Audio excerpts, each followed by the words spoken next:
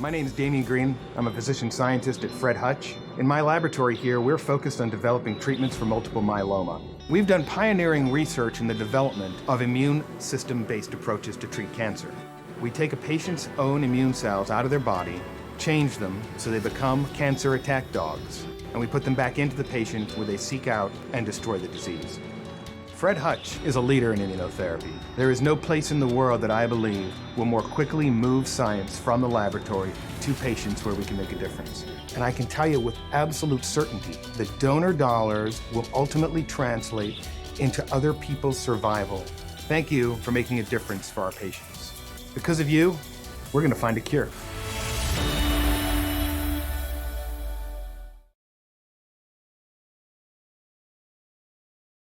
Ladies and gentlemen, we are back with day number 2 of the 303 Royale Grand Finals. Yesterday was an absolutely insane set of games. Super stacked lobby, some awesome plays coming out. I mean, D-Rich, you weren't here casting with me yesterday. Any thoughts on what you're seeing in the leaderboard, though? Performances of the teams? Any real standouts to you so far? Yeah, well, I wasn't here on the cast, but I was watching from my living room, so had it on the big screen. And going to the leaderboard now, we'll see Veritas absolutely dominating, right? They had a great day. And also, every time I was kind of like multitasking yesterday while I was watching, and I saw TAC 8 very consistently in the end game, doing a good job, seeming to keep a lot of players alive through the majority of the game. But I mean, just look at this, right? 39 and 38 is the spread between second and sixth place. So you had a lot of teams show up yesterday and do a really good job, and looking forward to seeing more of that competitive nature coming out of these guys. And this is awesome. A lot of times you'll see this middle stack of teams that are really close to each other near the 8th place position, but seeing it so close to second place, it's going to be a really, really cool finals, if I say so. Yeah, definitely. But I think one important thing that people should note, just to bear in mind tonight, TAC 8 in 3rd overall at the moment with 39 total points. They might have to pull in an emergency substitute right now. Detonator has had some technical issues. His computer is not working, so they're looking for a sub as we speak. So we'll have to see how that affects TAC 8. A very strong squad, though. I'm sure that they'll definitely be confident going in, even if they do have to bring in a sub or potentially play as a 3-man for a couple games. It's unfortunate. One of the teams I do want to kind of point out, though, is going to have to be Fury, because they had a really rough start to yesterday. They had next to no points going into that final game. And then at the very end, they managed to pick it up, picked up like 12 kills in one game and then 10 points in another. It was absolutely huge. So that put them all the way up to 9th. How do you feel like that momentum will potentially throw them into today's games? Yeah, we've seen Fury prior to this stage absolutely frag out, right? They were getting, I think, all 3 end-game accomplishment awards, and they went out in like 6th place or something. So this team, we can see them really come alive in games and just thrive as a 4-man when they get into that late-game scenario. So like you said, the momentum that they built up in the last 2 games yesterday, if they can carry that into today, that puts them in a great spot going into week 2, because 4 days, right? Day 1 is over with. They got all the jitters out of the system, and they're feeling good towards the end of the day. So looking for this second day to kind of be a springboard into next week for them to really flourish. And I think that they definitely can. Fury is a really talented team, as we have seen, and a bunch of Aussies. So they have the I guess vibe. Like they always seeming to be in good spirits. So I'm thinking those guys are going to do big things. Hopefully we'll see it today. Definitely. Our only OC squad in the entire grand final. So they have a lot riding on them. The entire OC community is looking out for them. So no pressure, Fury. Don't worry, guys. But a couple of the teams that we mentioned yesterday that we consistently saw at like the top end of PCS, really down towards the bottom end of the leaderboards. Slappers Only and Guadalajara Gas Cans, Illusion and Dodge are bottom 4 teams. I feel like that's something a lot of us really weren't expecting.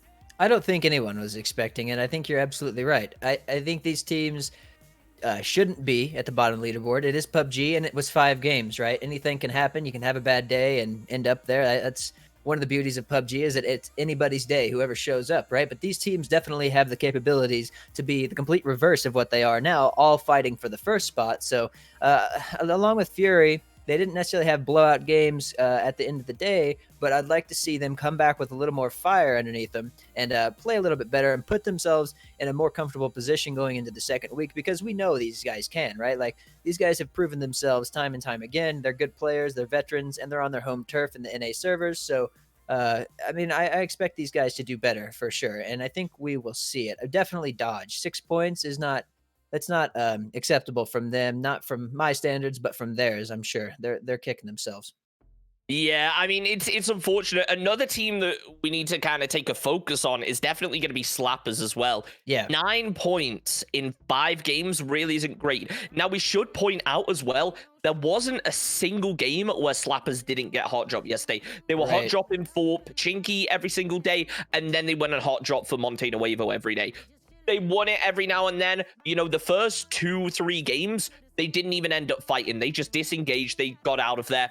Unfortunately, they often got caught on some pretty rough rotations, so they weren't really able to capitalize on, you know, a thing that we spoke about is, okay, a team has a really good drop. Cool. Why is that a good drop? Is it because of the loot? Because we are on competitive settings. Every city, you're guaranteed to get yourself some decent loot. But the real power of drops like Pachinki are being in the center of the circle pretty much all the time, having vehicle hard spawns around you, and that ease of rotation. When you get hot drop by a team consistently, you aren't able to focus on that rotation. You have to, you know, try and play a little bit slower to get out. And I feel like that's where Slappers really took a huge disadvantage yesterday in not being able to maximize on that drop location. So I think it's going to be really interesting going into game number 1 tonight to see, you know, how these teams end up actually adapting. Yeah, you're absolutely right. And the drop, like Pachinki, is very based off of your timers, how quickly you can get that loot and get on with the circle, or however you'd like to play the circle as quickly as possible. It's one of the most optimized drop spots in the map for those quick rotations. You can even get across Military Bridge when it pops if you really know what you're doing and you have a plan set in base. So Pachinki is all about time sensitivity, and if you're dealing with hot drops, it doesn't matter where you are, but if you're dealing with hot drops in Pachinki, you're kind of eliminating one of the key points of dropping there. So yeah, it's going to be something they have to figure out if we want to cut our losses, guys, and we're going to go start and loot Zarky. You can still have great games from Zarky. You can win the game from Zarky. Drop spots don't dictate your success. They can definitely benefit it, but they do need to figure it out. Like, what do we want to do, guys? We want to keep contesting and come back out today and prove ourselves that we can win these drops and still have good games, or are we going to focus on maybe getting ourselves up the leaderboard in a more scrappy kind of way? So I don't know. We'll see. We'll see what they want to do by the end of this day. Yeah, I mean, it's going to be an interesting one to see, but first of all, we're going to take a quick look over at these kill stats overall, because if you guys aren't aware, we have a couple kind of bounties up at the moment. The player of the day, the MVP every day, is going to get themselves some awesome 303 prizes, courtesy of Stints Built. And on top of that, at the end of the overall event, the player with the most kills overall is going to get themselves a $100 bonus onto anything that they win when they come home, you know, winning big, when they don't win anything huge. And yesterday we saw Keenan take home that Player of the Day award, taking himself home a custom 303 mousepad courtesy of Stints Built. Let's go. That's sick. I mean, having those little player incentives creates a little bit of competition even among your team, and you just have to balance that, right? Obviously, they're not competing against each other, but it just allows the players to really dig deep, have a little bit more fun, like, you know, creates a little bit of team camaraderie if they all like to have fun with each other, fighting for the top fragger award, whatever it might be. But yeah, Keenan putting on a show. I mean, 15 kills. And the rest of his team's not up there. So he was doing an amazing job kind of leading his team yesterday. And if I'm not mistaken, I know he used to be, but being the IGL as well. So hats off to Keenan for yesterday. We'll see how today plays out. And yeah, I hope we get to see some more action from the bottom of the leaderboard like we were talking about. But Veritas, I mean, they're a great team and they're proving it here. And they mentioned it, I think, in the round before that, you know, they expect a lot from themselves in this tournament. So they're proving it. So good for them. Yeah, but we speak about these teams a bunch, but we can't predict everything that's going to happen in the game. So let's switch over to game number 1. We are here on Miramar. And I mean, I'm interested to see particularly teams like Slappers, and I believe it was a Crash that were dropping on them, how those drops change up, whether they decide to move somewhere else or whether they are just going to, you know, continue to contest Monte Nuevo. Right, we will see it. Gas Can's getting out quick going to Puerto. They can't quite reach their drop spot here, and Monte is packed, which was their previous. So they're going to be first boots on the ground. Got a lot of teams over Leo, and that's going to be plenty of room as long as they know what they're doing, can spread out. But yeah, here we'll see it. Slappers, it looks like they're going towards Monte. We see them, the green out of the plane. So we'll see if Crash does fly right next to them. So Slappers, I mean, I respect it. If you want to be ignorant and you can make it work, then be ignorant and make it work. So yeah, right on. I'm liking this. Good stuff for them. Yeah, I mean, Slappers, they are continuing to challenge. It didn't work out great for them yesterday. So I think what we're going to try and do is we did this in Pachinki yesterday. Let's try and hop into Slappers comms and see how they end up playing this. So we got to push him off. He's going to back off. He's backing off. He's backing off. Yo, some dude landed near the prior buildings, like on green. Yeah, they landed yellow. I'm gonna fuck off like the north side. I'm gonna take the warehouse. There's one more car here. You should pop it, Memo, when you loot the warehouse. Yeah.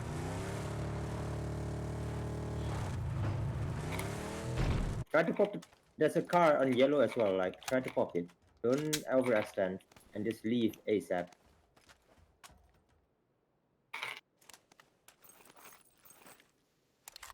I should have landed up there, try to help you. Oh, you didn't land up here. Okay, no worries. It's fine. Just okay. I just got a scope.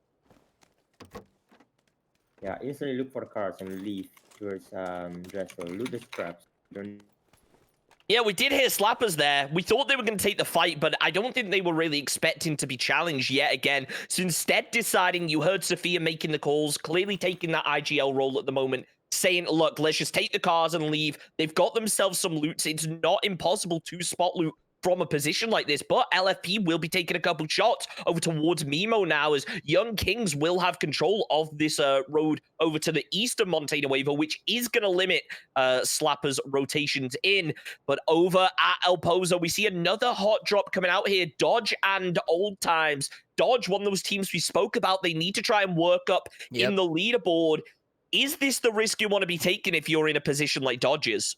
So, I mean, first of all, El Pozo is plenty large to share with the team. You do have to keep an eye on them, right? You have to wonder if this team's going to start working on you and getting in your face and trying to take it to a hot drop. But both of these teams right now do look like they're keeping their distance. They're well aware that, hey, we can share this city. Relax, everybody. However, Old Times definitely has a little bit more difficult of a rotation when it comes to those more eastern, northeastern rotations. So if this happens again and Old Times doesn't really feel like, waiting for Dodge to leave and they don't feel like going around them, we might see some more confrontational action in the beginning. But Dodge, it is a risk, right? They're putting themselves right in harm's way in an urban environment. So anything can happen, but it does look like they are going to share it for now. We'll keep an eye on that as time progresses. But yeah, I mean, Old Times isn't too aggressive here. So yeah, we'll see. And Leo's the same way, right? We're looking at Leo here. There's 3 teams kind of in this area, and the circle is right on top of us here. So they're probably just going to be looking for nice spots. They're not trying to fight early. They know they have plenty of good opportunity here in this zone if it continues to shrink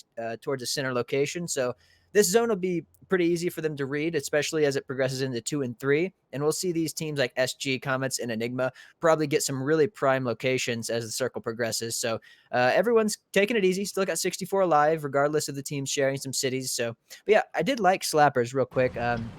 They realized that they weren't doing very well in hot drops yesterday. And instead of contesting it in a high-risk fashion, they're just inconveniencing Crash. They're taking their vehicles. They took 2 vehicles, I think, popped another one. And yes, Crash will still have 2 more vehicles that I spotted, but it is inconveniencing Crash. It's making them land in spots they probably didn't want to land. And it's just more of an inconvenience. And that's all it really takes sometimes. And it really starts to frustrate teams. And they try to start, making a little bit harder to inconvenience them. Then they start making mistakes. So I like what Slappers is doing. They're holding their ground, but they're not risking too much. It does create a little bit of a damper on their early game rotations, but we're seeing them deal with that pretty well as they do keep 4 members up and get some vehicles. So yeah, I mean, well played. I like the mind.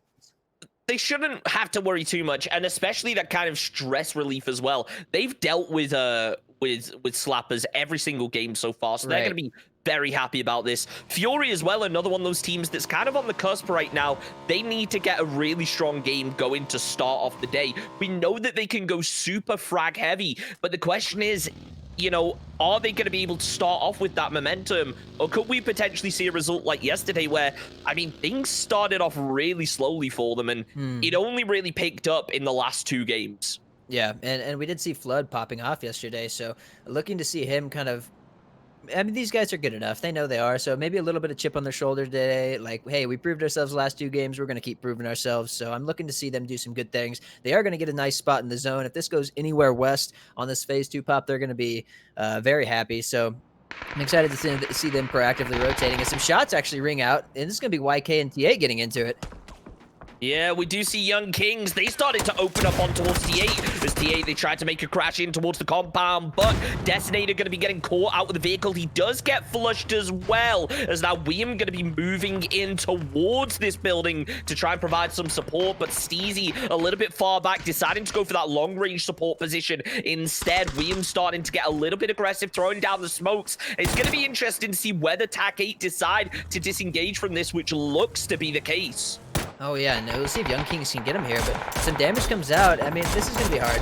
Shooting out of Murados is pretty difficult, so I think that's a good play from T8. Although, goodness, William, don't hit a tree, whatever you do, Zealot.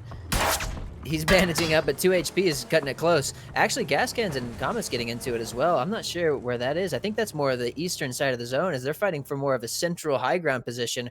We'll see how this goes, because Honey Badger's fighting another team of his own and Cap, so this is going to be difficult for Gas. They've got to figure out what they want to do here, as the 2 remaining members of Comets get a little bit closer as well.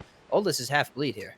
Yeah, Gas one of those teams. We see them taking these wide splits all the time, and this is one of the dangers in them. We do see Honey Badger. He's going to start making a rotate as 2 players in a row actually getting knocked by teammates. I mean, typical PUBG, isn't it? It's game 1. They got to warm up. We do see, though, Comets. They started to rotate out of Los Leones, but, I mean, Gas Cans, they very clearly wanted to get the high ground here over to the west of Puerto, so they do decide to move in, and it just ends up being a bit of an unfortunate clash now. The question is the fight going to engage? And the answer to that is yes. Hickerman with the barrel spray connects on towards Nikos. Adams from range trying to connect, but actually Himmel from the third party angle is going to be able to take down Nikos. They get the trade though, as now Hickerman, the final player left up, only on 8 HP. Nikos accidentally nading himself and his teammate, but it's going to be Comets with the third party to end up cleaning up the fight. Adam going to be left to pick up the pieces here, as Honey Badger all the way down to the south, trying to get some hard cover to try and prevent a push from coming out from No Cap here.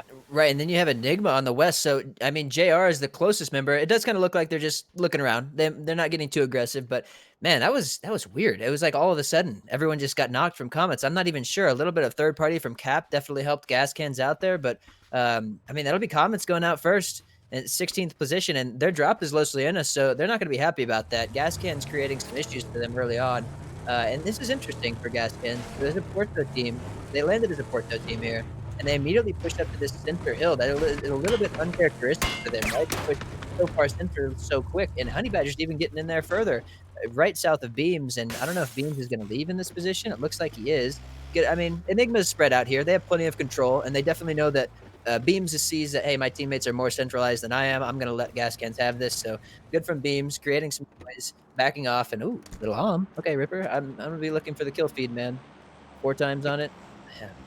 You love to see that AWM, especially in the early game. I mean, at the end of the day, though, it only comes with a couple bullets. You do have to make those shots land. But up on the northern side, now we do see Just Too Easy. They're going to be holding out any trolls in chat. As Light Show going to be getting knocked and flushed out the vehicle. Melon decided to back off with Marcelic. As ATC, they do not want to take this early game fight, but Song Shing absolutely applying the pressure on towards Marcelic, trying to catch him on the rotate. Let's not forget, though, Just Too Easy, they still have 2 players off to the north. So Norkis could potentially end up being a little bit pinned in this position. Yeah, he could, and I don't know if he has a vehicle or not, and Melon's about to not have a vehicle if he's not careful. I mean, this terrain is rough right here. I think Norcus does have a vehicle. Yeah, he does, excuse me. It's right in front of him.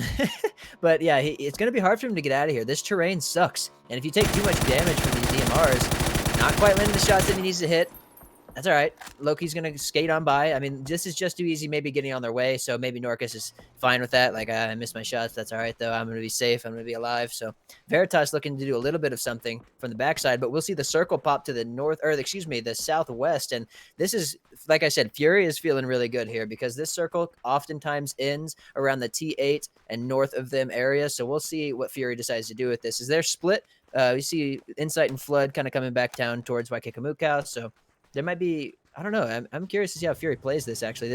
You can play this in so many different ways, but we got some teams over to the west in the blue as well, and Slappers did make it into the southwest. They're pumped about this circle, so, I mean, come on, Slappers. This is your game. This puts them in a good spot, so we'll see what they can do with it. Yeah, I mean, Slapper's one of those teams that, you know, they struggled yesterday. They're going to be happy with this sending memo all the way up the top, but we do see Old Times here. They're going to start making a rotate through. They hear Lampalot inside the vehicle. He has been able to disengage for the time being now, but, I mean, Old Times, they're going to have the high ground on towards Dodge here.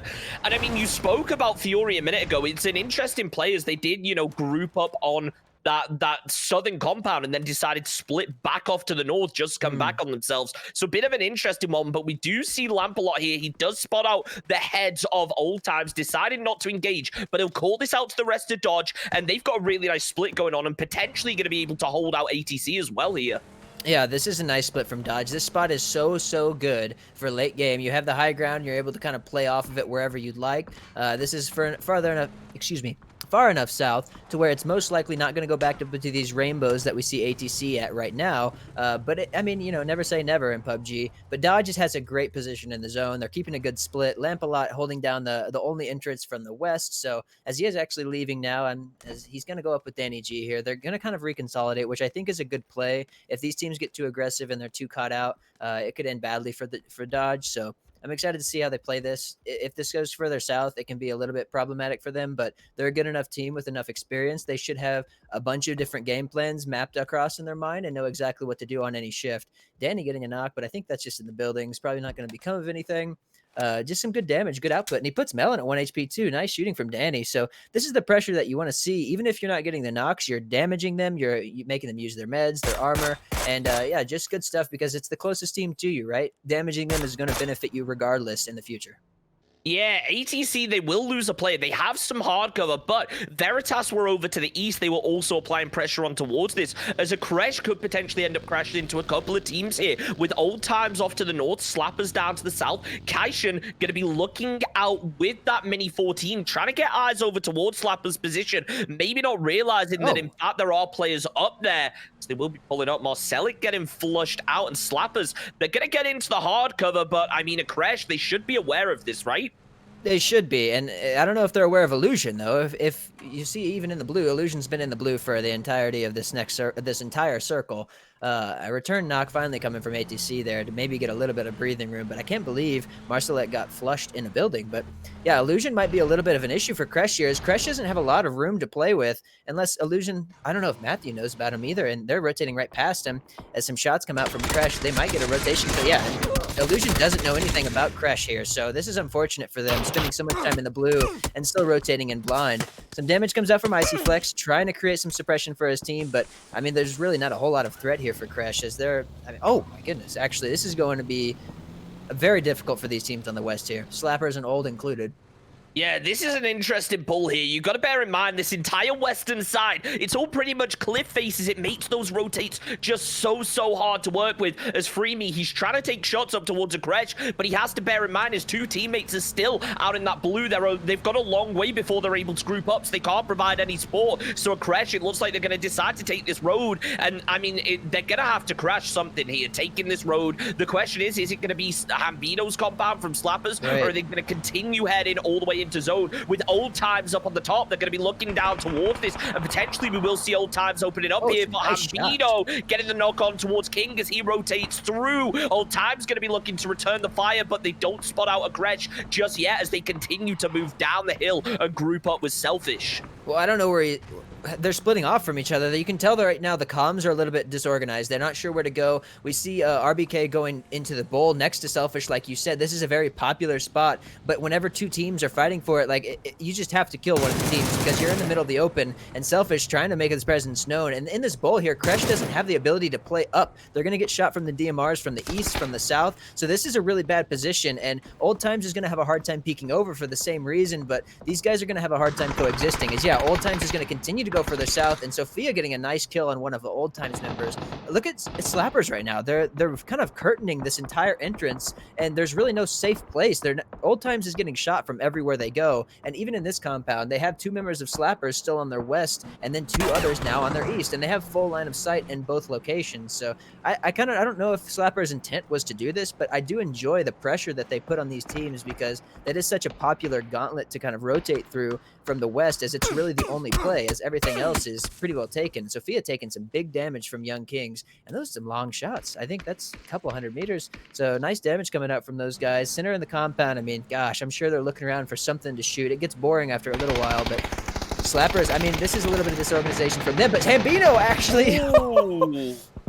Beautiful drive-by coming out from Hambino there. I was about to say they were in a bit of a rough position in terms of being able to get into zone, as Mimo all the way over on the west now, going to be far away from his teammate, but Hambino is making it in. He's down to 4 HP. Only 1 shot needs to land for him to be getting killed here, but Jurassel still opening up on towards Old Times, trying to prevent this as he will be going for the flush. Hambino pulls up down at the bottom. Gazera actually opening up on towards Young Kings now. So Slappers are going to be in a really good position to potentially pick up some heavy kills as Memo trying to move in along that bike. Slappers taking shots onto all sorts of teams as Gazera going to be getting knocked down, as well as a Crash starting to third party on towards them. And this is the confidence we wanted to see coming out from Slappers yesterday. They are flexing out hard. They are taking control over a big chunk of the zone, but as Sophia goes down, it is going to make things a little rough. Never mind as Drassel trades out yet another one, and the circle will shift slightly towards them. This is not a bad zone for Slappers to be in.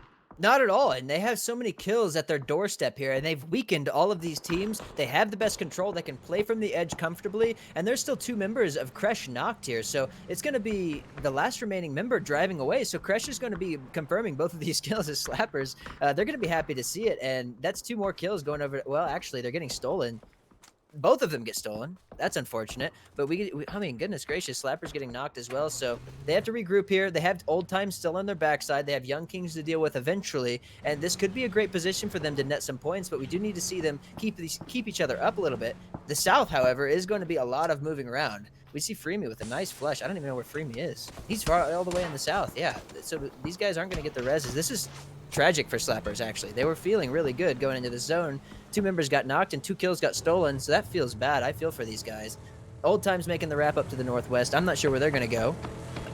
I think, yeah, the last remaining member of Crash is one of the only playable positions. They can play this little bull for now, but not a whole lot of playability out of here for now, and then dodge to the north, and ATC coming in there on the north as well. We'll see how they play this. I don't know if there's a lot of room for entrance past this. Yeah, I mean, it's the risk that you take with teams like Slappers where they do fan out like that. It was a shame. They were really starting to come alive, but it doesn't work out as Nork is now getting pinned down by Febuary. Is Febuary going to be looking very happy with this? They have a split across either side of the road, so they can get some big angles, but Dodge here are applying so much pressure on towards ATC as they do decide to group up instead. Song Xing getting absolutely lit up by Fisher here from Synergy. He will be able to survive, but just too easy. They're all grouped up inside one vehicle. If Fisher's able to get eyes on towards this, it could do a lot of big damage, but it's going to be Flood that gets the knock on towards Song Xing, as Loki and Ribbo both going to be pinned down here as the nade lands in. Is it going to be enough? Not quite, but that vehicle now, it is going to be smoking and more utility coming down from Waikakamukau. Takes down Loki. Ribbo, he's low HP, pinned down behind the vehicle. Molotov landing in as well, but Synergy coming in for the third party to get the flush on towards Loki. Ronan finishes it off by blowing up the vehicle, and Fury picking up some kills. Just too easy eliminated, but now Synergy, they're going to be wanting to get involved on this fight as well, as Insight is aware of it. Long range shots going to be coming in from a long way away, actually, on towards Synergy. Will slow down this fight. We did see Old Times Let Grow getting blown up by ATC now as they go down in 14th. Adam opening up on towards No Cap as well, as big sprays coming out on towards him. Plume going to be going down as well, as now Beamy, the last one up, playing it slow, spots out Adam instead, decides to go for the spray on towards Oldless, gets the knock, but Adam going to try his best to return fire as Honey Badger just absolutely lighting him up, and No Cap in a rough position right now. But let's not forget Enigma moving in from the north to try and third party on towards this. Yeah, goodness, nice nade. Enigma coming in hot, though. We'll see if Ripper can get anything off of this. I think they're still rezzing here, so Ripper is actually turning around. I don't know if he's waiting for JR. They might be thinking, hey, we can just hold him from across the street, which they're absolutely correct that they can do that. I'm sure Gas Cans is thinking about this. They have a couple avenues into the zone, but this will be interesting to see what happens here. I think this will be a good one to watch, I'm pretty sure. And actually, they're going now. I think we might hop over to their comms once we get those. So stay tuned here. One time. Yep. Yeah. One yellow left to leave as well. People to us. Right.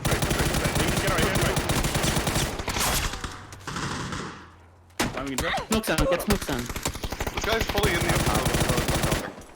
Half a heal. Fire. Probably dead. He's in the top of left now. His teammates should be pushing closer. I know from bot. That's cool. That's tough. I mean, there was, yeah, like you said, that's tough. GG. He's getting shot from Young Kings, getting shot from Slappers in the southwest, getting naded. Enigma was just 4 strong. They were waiting for them, so nicely played from Enigma. There's not a lot of room for gas cannons to go in there, so well played, nice try. As we see Fury kind of getting involved here, losing 1 member, losing potentially 2.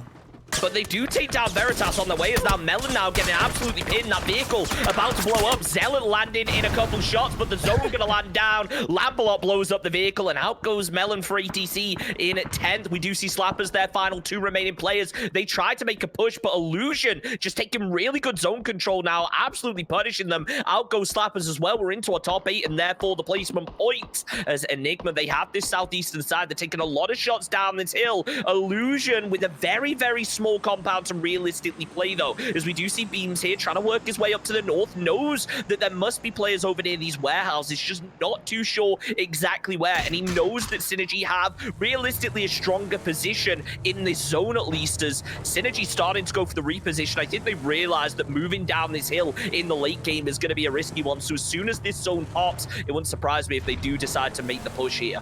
Yeah, we'll see what happens. I'm sure they're gonna be looking for openings, right? Like Fisher's gonna take this ridge, maybe look for something on the north, create some space for themselves, because this is a lot of open field in front of them. I'm sure they're gonna want to confirm that they need to move before they move. Fisher still has a little bit of real estate in there, about 100 meters into the zone. So Enigma is a threat to them, though. They have a spot to go in towards Illusion, but Enigma really, I mean, all 3 of these guys looking towards SG, trying to open something up. They are actually going to opt to go more west here. Illusion might be the next primary target, as those shacks are playable. They're not the best. They are playable. And that's really all you need in these field endings, is to just stay alive until you can scrap it out, maybe play off of some smokes, as the next zone will be popping here in 7 seconds. We'll kind of get an idea of what we need to do. Dodge, a full 4-man still on the north. They have a lot of good zone control on the north, but that's about to be taken away from them. So it is going to shrink close to them, but I think Dodge is still going to have to commit until over the street, and Fury is standing in front of them, and they're just 2 guys prone in a bowl, but still, this is going to be difficult for Fury to hold off this 4-man of Dodge.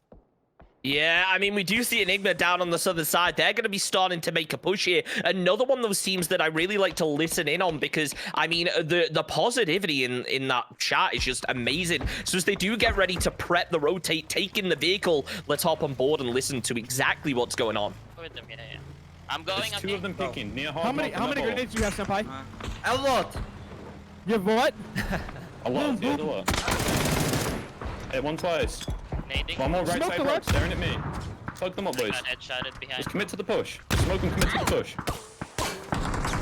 Knocked one. Nice. Go. Killing. No. Or not. Throwing smoke Next at one you. over the ridge in front You of guys me. gotta go. You 300. guys gotta go. Rip it, go. smoking. 300 on 3. He's on 3. He's by himself. He just got the fuss. That grenade was on him. He's laying down in it. He's on. Senpai, to your right. Oh. I'm stunning over and I'm pushing. He's fine. I got flashed. Left of the smoke. Hurt. Yeah. I'm mollied. I'm first aiding. I'm pushing now. There's a guy right, I think. He's Maybe right not. in front of Yes, you. right in front of you in that little ridge. Nice. One more probably on the left. I think one more Here, on the collect. left Hey, reset real Come to me, quick. come to me.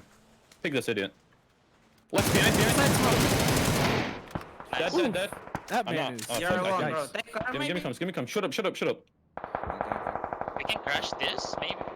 A nice little push coming out there from Enigma to be able to make it into the zone. Well played. Good communication as soon as they identify where these players are. The Stingy now will be getting flushed out. Zealot going to be the last player standing here for Tactical 8, defending this push from Kings. He gets caught with the Molotov, and now flashes and nades about to start landing in. LFP going to be getting res, but let's not forget King from a Crash is also inside this compound. So 3 teams, 1 compound. The math doesn't add up, and I think we're about to see things start to make a change when this next zone moves in. Finna getting caught out off to the north as now. I mean, later, he's the only player that managed to make a rotate. He's playing a very small dip as Enigma going to start moving their way down, and we heard the communication coming out. If even one of those players is aware of roughly where Later is, both of them are going to be working so hard to try and sweep through and pick up the kills here. Yeah, we've actually ended up with a very broken late game in terms of teams. We have only 2-mans, and we have 4 of them, and then we have 2 solos. So this is going to be a scrappy end game. We're going to have to see these duos really play well together, and I think this is where we'll see a lot of old-time duos, guys with a lot of synergy, really come to life because it makes a huge difference. And shout out to Kresh, by the way. Dude's been a solo for how many zones now? I mean, we saw him early dealing with the whole rotation mess in the Southwest next to Slappers, and good job from him staying alive. The zone pretty much donuts here. Fury is not in. Nobody is in. Dodge is going to be the first point of contact here as Leda maybe starting to take a bridge fight here. Now, it does get a nice knock on one member of Enigma. He hears the other, preps the flash. This is going to be a nice pop flash. Maybe the push with the 3 armor does get taken down. Nice job from Leda. Really well played from that guy. Later taking that 1v2 really well. 2 extra kill points for Dodge and the placement as well. It's going to work out well for them as he's the only player inside zone right now. Illusion should be aware of this. Is definitely going to draw their attention, but he has himself a bit of a dipped plate. Fury going to be working their way in, but King down to the south. Insight getting ready to pop over. He doesn't spot out the player, but it seems like he may have heard King working in towards that shack as now he's looking over towards it. Has an idea. Look, it's the only hard cover inside the zone. Surely someone's going to be taking it sooner or later. As Illusion opening up down on the southeast, trying to take shots over towards Young Kings as they get ready to start to make their push as well. Young Kings should be able to play the corner of this concrete, which, I mean, it'll be helpful, but as soon as it comes to peeking out of there, your sight lines are diminished heavily, and it could allow teams like Illusion to do a lot of big damage as now it's just really a bit of an aim battle here between Illusion and Young Kings. Yeah, you're right. It does offer a little bit of an advantage, but it is quite literally an uphill battle from there, especially if Fury keeps 2 members strong as the damage just continues to ring out from Young Kings. And right here, Icy's they're forced to push with the blue on their back. Icy's 1 tick. This is a really uncomfortable position for him, I'm sure. Leda is going to be an issue as well if he spots out the 2 members of Illusion, and yeah, he does. So we're going to see if some shots come through. Nice cover fire from, I believe, Icy. Yeah, nice cover fire from Icy to put Leda at 1 HP. There's a bowl a little bit further in front of them, but it's going to be hard to get there with Young Kings staring down the barrel. However, Young Kings will have to move eventually as well, as Icy does finally get taken down. Nice shots coming from Young Kings. Not a lot you can do here. I mean, you're quite literally running through the middle of the open with 2 people shooting at you from both sides, so this is a tough position. Fury, I mean, still very suspicious about this shack, but doesn't have any utility to check it. Oh, he does spot him out, actually. Nice headshot coming through. Yeah, really nice shots coming out here from Fury on towards that final player for a crest, but King's going to be able to trade it out. Takes down Insight, flushes it as well with the grenade as Ronan just laying prone on the edge of zone. Circle will be closing in. He's going to be pinned down with the zone moving in, and King is going to have eyes on towards this. Ronan has to start making a push now, but Young Kings, they're pinned down over on the western side. They're going to try and take some shots over in towards this. They should be aware that Ronan's up here, but the zone shifts up to the north, so King going to be in a very good position right now, and the circle will get ready to pop. A lot of solos right here, as I mean, Young King's the only team with more than 1 player left up over on the west here, as LFP looking out as best as he can over towards Freemy. Knows where he's going to be, but the problem is Young Kings, they don't really have anything to play right now, so they can't get super confident onto any of these fights. They have to push and fight, right? They have to just take a fight from the low ground, which actually they have a great advantage. They're a 2-man in a solo lobby. You have 4 solos and a 2-man, and Young Kings finds himself as the duo. So they have the potential to win this game, even from pushing outside of the zone. Young King, shout out to this guy, man. Nice job. He's only on 5 more bandages. The dude's been putting up a fight. So, I mean, Fury and Kresh might actually play as a little bit of an unintentional duo because they don't really have great sightlines towards each other, but they could definitely both fight Young Kings if that push comes through. Young Kings maybe finds themselves a tiny little hole as Ronan actually looking to make this push. He wants this kill in the placement points. He doesn't have any utility to do it, but I mean, dude, Kresh, this guy's on a roll. Another 2-point kill from him, a placement and a kill, and he's already looking for the 2 members of Young Kings to push up. Nice shots, man. I think he just flicked that. I think he did. I mean, we can't even keep up with it because the spectator's not as fast as this guy. So nice shots coming out from him. 1 magazine left in the barrel. Let's see what he can do with it. Yeah, I mean, that barrel, you really have to be sparing with the bullets in towards the end game, because as powerful as it is, and it only takes a couple bullets to kill, I mean, it burns through them real fast. As Molotov's landing down now from Young Kings, they start to work up the ridge here, as Freemy down on the southeast also going to be creeping in, but King, he's watching out, and he throws over a couple more nades, trying to cause a bit of a distraction, maybe thinking that King could be inside of this building, as now LFP going to be looking over to the south, making sure to clear out every possible team. They know it's likely a solo in that shack. They don't know about the other players, though. Freemy getting spotted out as shots going to be landing from LFP. Flashbangs coming up over on towards a crash as King now is going to get a bit of a flank going on towards this. But Young Kings, they're working as a unit. Even if he's going to be able to take down one, the chances are they'll be able to trade it out and pick him off. So they're looking good in this position. And Dodge and Illusion both about to end up fighting as well over on the east. I mean, this game is looking really promising for Young Kings. It really is, and this is where your mechanics can shine, right? Freemy with a nice push on Delata, who will take him down. This is going to turn into a top 3 situation as King opens up on LFP. LFP is going to take him down. This is going to be a 2v1 situation on Freemy and the 2 remaining members of Young Kings. Freemy is pinned with his back against the wall. The center dot is in favor of Young Kings. They're prepping the flash. You can see they're communicating with each other. Hey, man, you ready? I'm ready. Okay, I'm going to throw the flash. He's got probably 15 of them. I'm not sure, but Freemy actually with a north wrap here. He might get unspotted. No. Never mind. Excuse me. He is spotted. This is tough for him. He doesn't really have anywhere to go. I don't think he has any big meds, as we see his meds just kind of barely creeping up. But Freemy's good, man. I've seen him do some good stuff. As nice shots coming out from Young Kings, though, not giving him a chance at all. Nicely played from them. Yeah, Young Kings with a really nice chicken dinner there coming out. They had a rough position on the very edge of that zone, but I mean, they were able to get some nice opening knocks, do some damage, keep their heads down, let them get up the hill, and they just managed to kind of cover the western side and kind of clear it out and work as a unit. So even if one knock was going to come out, they would be able to trade it without too many issues. Really well played for them. Patient. They knew they were a 2-man. Their advantage lied within gathering information and peeking with each other. So good job for them. Not playing overly zealous, not pushing ridges with W key shift, just playing nice and easy. So good job to Young Kings. And also Kresh, the solo king. Nice job, man. That was really well played. I think a phase 3 solo makes it into the top 3 situation. So good stuff from him. Yeah, very impressive indeed. But ladies and gentlemen, we're going to take a very short break and we will be back just a couple of minutes.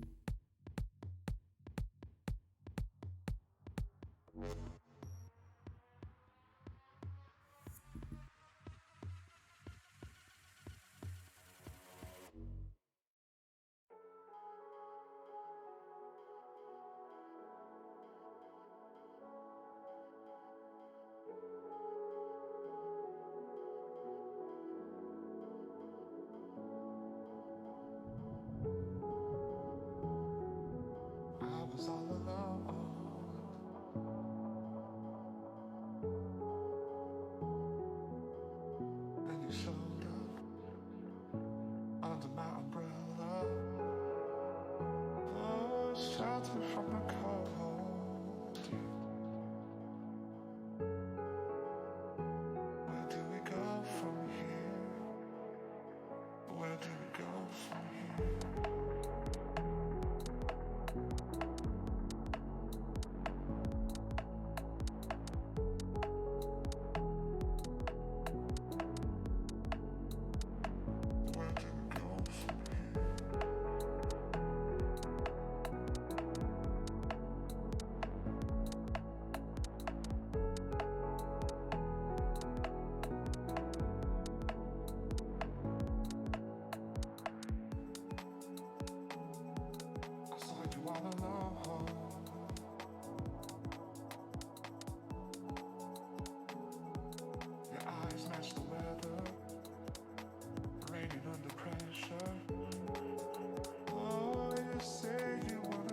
Wow, what an impressive game coming out from Young Kings there as they managed to sweep down out of that compound, take control, and pick up the chicken dinner. In the end, we do have the one and only KF9SK in for an interview. Dude, I mean, what a really impressive game for you guys. You had control of the compound. A lot of other teams were inside that compound. How did you guys work out of it to pick up the win? Was at the beginning was a really easy game for us. We took the south compound early in the game, so when it shipped out of us, we knew that tactical 8 was just with 3 guys, so we decided to push, and was just a normal game, I guess, just killing. Yeah, you guys did a great job of understanding the weak pressure points you could push towards. We didn't actually get to spectate the fight that went on between TAC 8. Did you guys get an opening knock? Did you just push with smokes? How do those fights typically go for you guys? Do you like to do just a crash with vehicles, or if you can, smoke line, or do you always look for opening knocks to get something going? Or what's the general plan for you guys pushing compounds like that when you have to get into the zone? It actually depends. Like this time, me and Yagi, we could walk, like sneak in, and You're right. And Elifi and Angel One was with a car, I guess. We are trying to get some knocks, but they are not like hot picking us. So Sure. we just pushed it. So we just pushed Yeah, it. doing whatever you can. That's really good. And Yeah. you guys really played patiently. What are the comms like in those situations when you just have 2 people alive? Do your dead guys talk much? Is it mostly up to those 2 to communicate together? Or is it nice and calm, quiet, more hectic, more information? Or what's the vibe like in those in-game situations with just 2 members alive? It actually, sorry. You're good. It depends. It depends. Like this game was really calm. Like was pretty simple. Me and Yagi just passed some info. That's so simple. But Yeah, we played absolutely, man. relaxed, That's good yeah. stuff. Yeah, I mean, very well played from you guys. I'm going to let you go and group up with your team, get prepped for our next game, which, ladies and gentlemen, is going to be another round of Miramar. 3 Miramar tonight, 2 Erangel tomorrow. It's, sorry, two after Miramar. I don't know what's going on with my brain today. You're good, 3 dude. Miramar followed by 2 Erangel tonight. And then, of course, we've got 2 more days of matches next week as well for our grand finals. But before we go to a break, I just want to say a huge thank you to our awesome sponsors. First of all, Stints Built, an awesome custom PC manufacturer. If you are in the market for a new PC, definitely make sure you go and check out Stints Built. And also shout out to them for also providing our Player of the Day awards. So our top fragger at the end of each day is going to get some custom 303 swag as well. Not forgetting as well, you know, Fred Hutch, awesome organization we work with. You guys probably saw the ad that we played earlier for them, doing a lot of amazing research for not only cancer research, which is their usual area, but also over, you know, the period of 2020. They spent a lot of time, you know, working towards COVID-19 cures and, you know, treatments, that kind of thing. So an awesome, awesome foundation. Make sure you go and check them out. Not to forget as well, you know, the one and only River for providing a bunch of the music that you guys can listen to in the breaks. You know, when we're not talking, you guys can listen to that music. We play it on stream. Absolutely awesome. Make sure you do !River in chat or !music if you want the entire playlist that we play for 303 Royale. And then, of course, not forgetting Glitch Energy, an awesome sponsor and supporter of 303. To them. But before we get into the game, let's take a look over at the leaderboards and see how Last Things ended up switching it all up. Young Kings putting themselves in second place. I think they were on the right side of the leaderboard, I'm pretty sure, going into that game. So absolutely massive game for them. Just adding to the pool of the people on top. This is a crazy disparity. You got from first place to all the way to the bottom actually 9. I was going to say 8th, but 9. Just a 10-point gap. That's one game, as we just saw from Young Kings. Anybody can come out and take that first place position as it stands. And Kresh actually doing an amazing job as the solo to put themselves from second place to first place, even alongside Young Kings winning that game. So nicely played from those guys to put themselves on top of the leaderboard with a nice chunk of points. This is going to be great going into the entire rest of the day. It's a stomping ground for them. This is their playground. They can take this day and make it what they want. They don't have to play catch up. They can just increase the gap. So I'm excited to see if these guys continue to apply the pressure. And I mean, we still need to see it from our guys that we were talking about earlier in the day. We still need some more performance coming out from them. Yeah, and I mean, a Kresh as well, another team that have really performed well last game, with King being that solo player left up, able to just sneak in until the end game, taking a Kresh up to first place overall. As Veritas, they had a bit of a rough game. They picked up a kill or two, but unfortunately, they just did get caught out in a bit of a dip, meaning that it gave a Kresh the opportunity to work their way up to first place and take that lead. Enigma as well, they made it into the late game. We listened in on the comms. They were really flexing out and fragging, and very well played for them to be able to get that 4th place. And TAC 8 as well in a similar position in terms of, you know, getting a decent placement, maybe not the highest kill game for them, but still impressive to be able to get 43 points overall, putting them tied with Enigma right now. And we mentioned Illusion at the beginning of the day too, being one of the bottom 4 teams, needing to see more from them. They did get Freemy into the second place position there, and Freemy did a good job, and we saw him push Leda, take that 1v1, get himself a kill and another placement point for his team. So nice job to Freemy, good job to Illusion. I'm sure they all contributed to that, even if it's just Freemy at the end there. The whole team is doing a good job. They're playing a part. That's the beauty of PUBG. It's such a team game, and we like to see these teams that are more established really flex their ability to be a 4-man that's strong, regardless of who is alive or who's not. It's such an awesome thing about PUBG, is that it's such a strategic game. You can contribute so much from the grave. So shout out to Illusion there, putting themselves in 11th. They're working on it. They're getting up there. They're getting closer. So I want to see them continue to rise. And I think Miramar is their map too. I think they're a good Miramar team.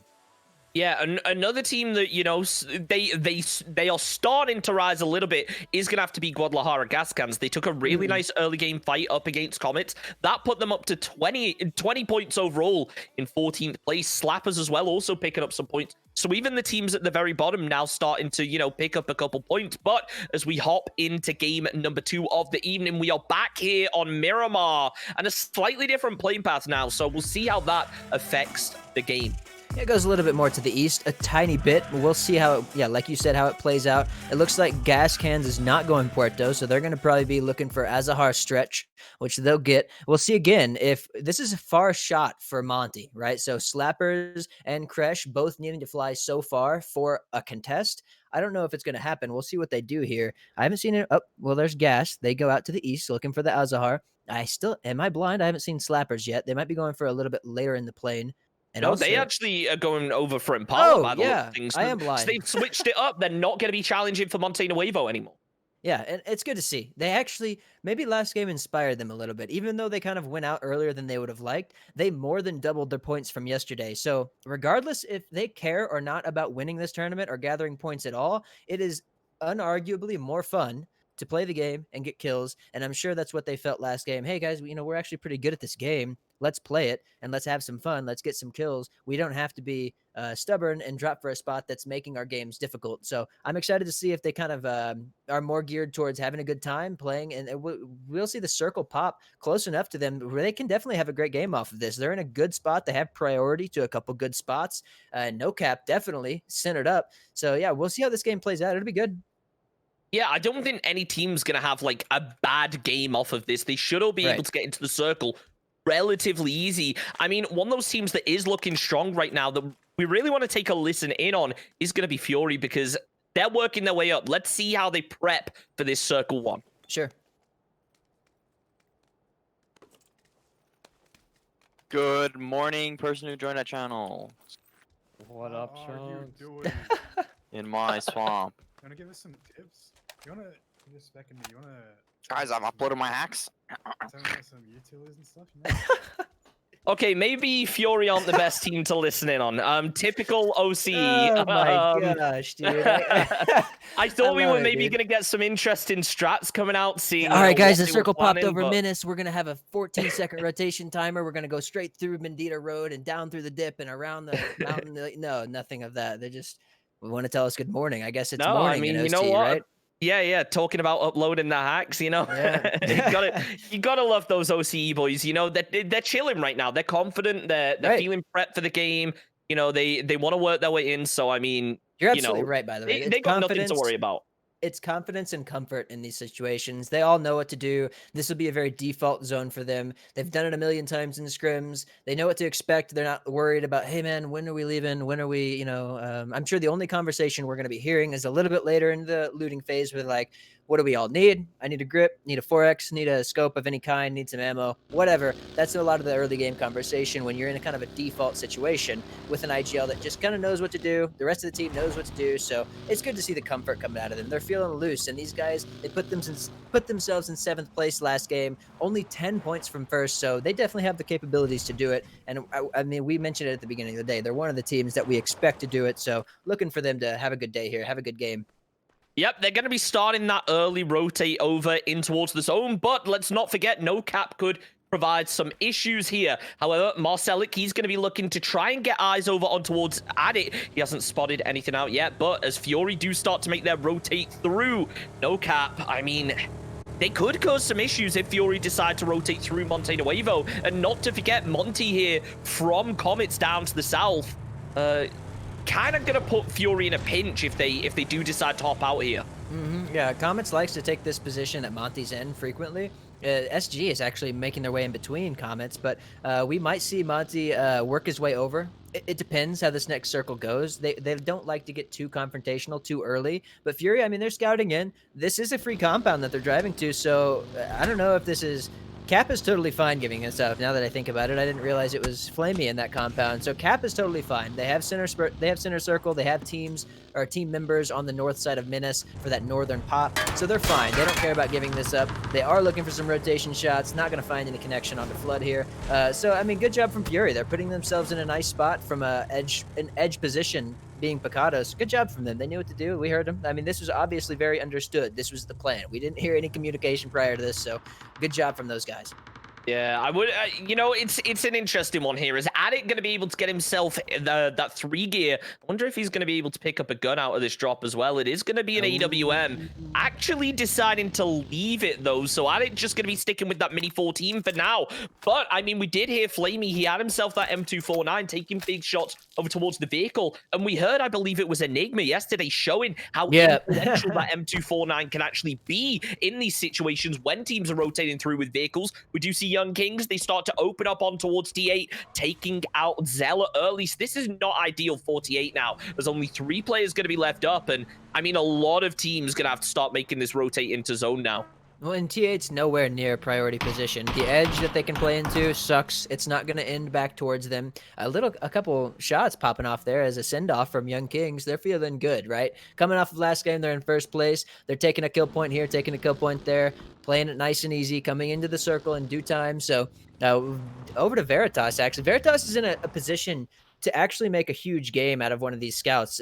Getting one of these positions, as you see Keenan sending Michael there now. Michael's going to take this no problem, and the circle has a great possibility of coming back towards this area where we see Veritas and Just Too Easy. So they're potentially putting themselves in a great spot for these next few circle pops. So we'll see how they play it from here. It's not the easiest to play out of to the direct east. However, a lot of times teams will leave and you can backfill them. Veritas is a team that can fight, so they're not worried about being put on the edge. However, if they're going to have the capability of getting fed and getting a position where they can just kind of turret and shoot everything in the zone, then they'll do that as well.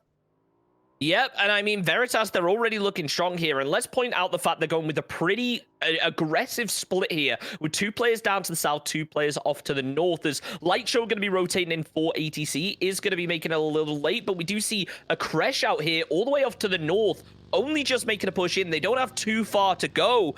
But Oasis, it can be one of those positions that is kind of tricky to move out of a lot of the time because you are kind of funneled into that road going down past water treatment. unless you have a two-seater, you kind of have to go a kilometer either east or west to get past that giant bluff. So Crush, they'll make their way around, but it is going to be a long rotate for their homie up there above Oasis. I love Oasis, especially the endings up there. They're so fun, but we never hardly see them. At least we got a little sneak peek, and they're actually, I'm curious what their rotation will be here. They're going to come in through the northern San Martin Road. I'm not sure what their foresight is. I'm not knocking it. I don't see it. So I'm excited to see what they do from there. It's always fun to see how different teams play. And like you mentioned all the time, Chunks, the different regions coming in with their different play styles. So it's cool. I really appreciate that. Graveyard, occupied by ATC here. It's a good spot. It typically seems to push away from it, but ATC, I forget where they are on the leaderboards. Let me take a look, actually. They're actually at 13th. Sorry, Yeah, go ahead. I mentioned this coming into it. They haven't had the strongest start, but they at least were able to pick up a decent amount of kills yesterday, even if not too many placement points. So putting themselves in a position like this around Graveyard is very aggressive, and it is very confident for them. But with Michael hitting an absolutely insane shot from, that must be at least 500 meters away. Really nice shot coming out here.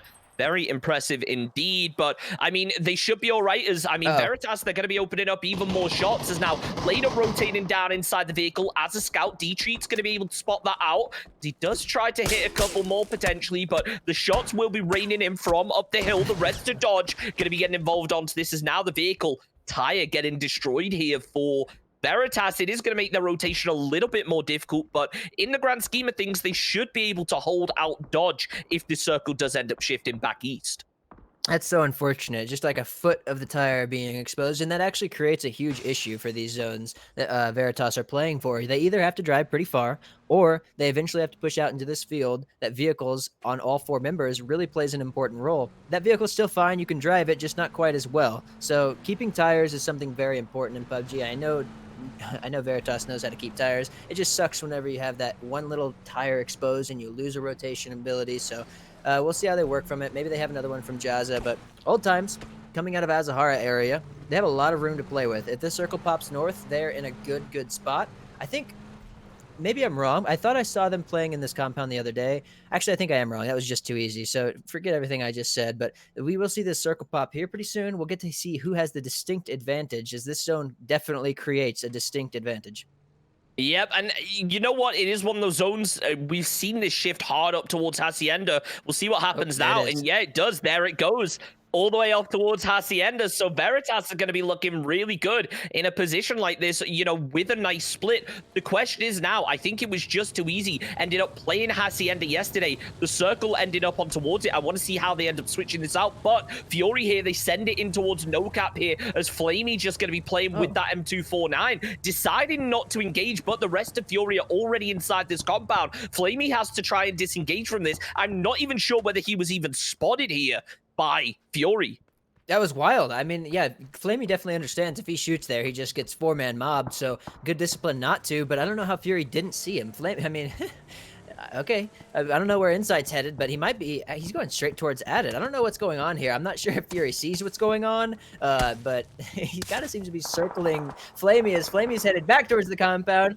I don't know. Yeah, I have no idea what's going on here. I don't think Fury knows about him. I really don't. I think he was going to try and group up with the rest of Slappers, but Slappers are going to be crashing in towards No Cap now, so they're going to be in a rough position. Fury deciding they hear these shots, they want to start making a push, and this could end up being big here as No Cap, they took the fight on towards Slappers as Slappers made a push in towards them. That's why he wasn't able to group up with the rest of the squad, but now Hambino going to be the solo player left up for Slappers. Flamey coming alive with the M249, takes down Rodden. The rat play working out now as him and Flood going to be the two solo players inside that compound. Fury, they're heading all the way back down to the south now as No Cap going to be able to get the flush on towards those two players from Slappers. Make it three. Hambino trying to make a run for it. And now Fury is centering back up over on Flamey's compound. But Comets as well, they're going to be moving in from the south. This is so messy right here. Flamey just has to play it slow. Hope that these teams end up engaging onto each other. And this could throw a spanner in the works for Fury now if they think that this is just one team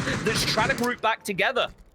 Oh man, this is going to be hard for Flamey whenever the utility starts coming out from Comets. This little shack is so hard. You have windows from every angle, utility from every angle. That nade putting him down so low. He will get the first nade off maybe. Another nade comes in. No, a Molotov, so he will be fine. He's going to get the med off. I hope. as you know, all you need is a nice wooden chair to protect you from fire, or a plant on a nice dresser.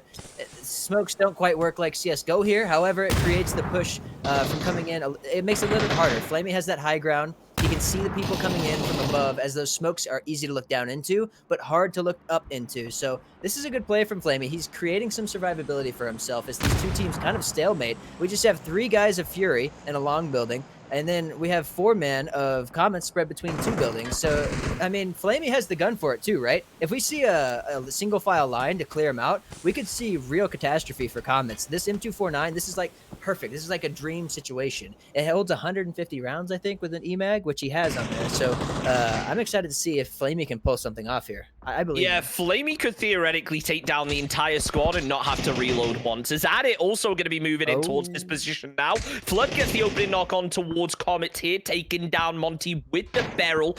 Nice little headshot connecting. Yaxley just playing it slow, trying to prevent the push from coming out from Fury, but that is going to be the case. They start moving in now. Molotov's landing in on towards that building. Yaxley could end up ruining Fury's day here, as I don't think they're aware of this position, but No Cap are starting to position back up to the north to provide some support on towards their teammate, as Monty getting re-knocked now with the nade. The circle has pulled down to the south. Illusion decided to take Hacienda. Veritas going to be grouping up together now, as Flamey just inspecting his weapon, you know, making sure it's up to scratch to be able to take this fight. And these nades, they are just doing so much damage, but Flamey doesn't have to worry too much. He's still got 4 first aids, so realistically, these teams are going to have to burn through a lot of utility before being able to realistically take him out.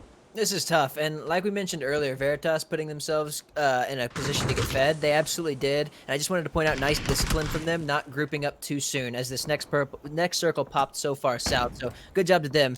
Flamey, the utility starts to come out. I mean, he's got to do something here. Comets is on their way. M249 might work out. Oh no, the window. That sucks, man. I wish that Flamey managed to pull that off there. You love to see M249 kills come out, but it isn't going to work out, as him and going to be able to flush that one out on towards Flamey. Is now Fury a little bit on the back foot. No Cap from the north with the third party, but never mind, because Insight with a perfectly placed grenade. Hickerman going to be up in that window. Cow is aware of it by the way that he's listing out here. Smoke's coming out, and this is going to be Fury's opportunity to cross. They need to be aware, though, that Himman is still up inside of this building. Flash is coming out. Insight accident. But another name comes down. Down goes the action. 1 player left up. It's going to be Monty. He gets flushed out, as now Hickerman, the final player left up from Comets. They should know where he is. Flood going to be holding the angle. Nice goes for the free fire. Headshot lands, and down go Comets, but No Cap from range. They take down Waikika Mukau and Ronan, as now No Cap in a good position over towards Minas Generalis to potentially hold out Fury from being able to make it into the zone here, especially with ATC grouped up over at Graveyard. And what a fight to go in on. SG in the middle of the air. Pippa goes down to D-Treats. no. Michael flushing that one out. Fisher trying to make the run. The vehicle kept rolling though, so he just has to play this dip. And Prey doesn't go down, but Icy cleans it up as Synergy with a very unfortunate push, but bonus points for style right there. I liked it. You know, good job. Fury making their way in. They don't know where anyone is, right? But they just got out of a fight. They're completely blind right now. ATC is looking for the surprise. The nade comes out from Marslick, and a nice nades from these guys. Double nade, good synergy from these two. And the rest of the members of Fury, I mean... Oh, wait, no, excuse me. It's just Flood, yeah? It's just Flood. So he's in a bit of a situation here. As ATC as 4, and then No Cap up to the northeast. There's not a lot of places for him to go, but he has the gun for some amazing opportunity. Only 38 rounds in his gun, though, so Flood has got to make some big things happen here. He's a guy that can do it, absolutely, but ATC is going to be a hard one to push through. Yeah, and we could potentially even see No Cap up on the northeast do a little bit of damage onto this fight, potentially end up protecting Flood if they're able to land some shots on towards ATC. But T8 here, they took a really strong position. They've noticed the dips free. They took it. Now they get the center circle as it pulls back up to the top. Let's not forget, though, up at Hacienda, Dodge moved into this. Old Time's also going to be inside it. So 2 players left standing from Dodge in a bit of a stalemate up against Selfish now.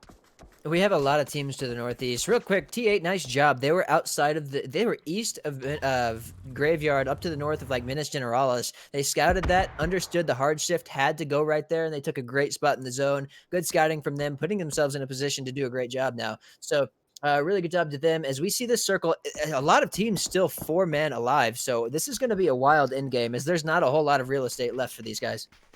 Yep, we're going to take a quick listen to NoCap now as they're going to try and listen out and potentially hold out some of these teams down on the southern side of the circle. Yeah. Gas and they're spraying out here. What the fuck? Two guys running back to graveyard. So they're not holding Fury. Fury is gonna try to make a move. I think they're gonna try to run up. Looking for them. I don't know what the fuck Yeah, they're trying to look towards us. They're like scouting you out blue. Get those car smokes added on your left. Oh, they're there. Oh yeah. Oh yeah. One's running left to right. Can't see that. He has a ridge. I'm gonna keep eyes on these bridges in front of us. Guys, pull up under us. 340, 340. Right where we wanted to pull up. Yellow. You should be free. Oh, fuck. Yeah, you have to hurt it though. We're fucking panicking. There's 3 guys. Can I start playing down there? Nice. We play down there? We would have to fight that. I'm not sure. They're just sitting in smokes right now. Yeah. Shit, okay. You guys hold them. Wait, you can pull up on the right. They pull up the wrong spot. I'm going down now. Watch it. I'm watching over. Let's peek in the right smoke. It's dissipating right now. Hit him once. Reloading. I have to smoke myself real quick. Yeah, go for it. Go for it. I'm still holding. Oh, that's a. You guys need to come down and help him. Yeah, I'm coming out. You see the fight them. Here. Trying to move him.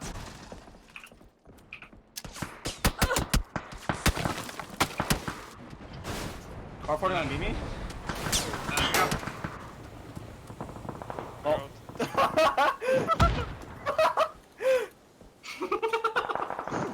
There should be 3 guys in those boats.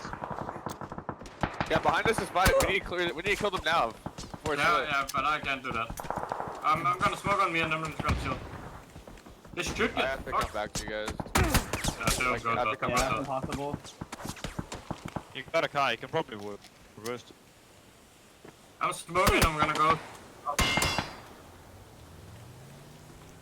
I'm going south. See how it is. I go down here. Just...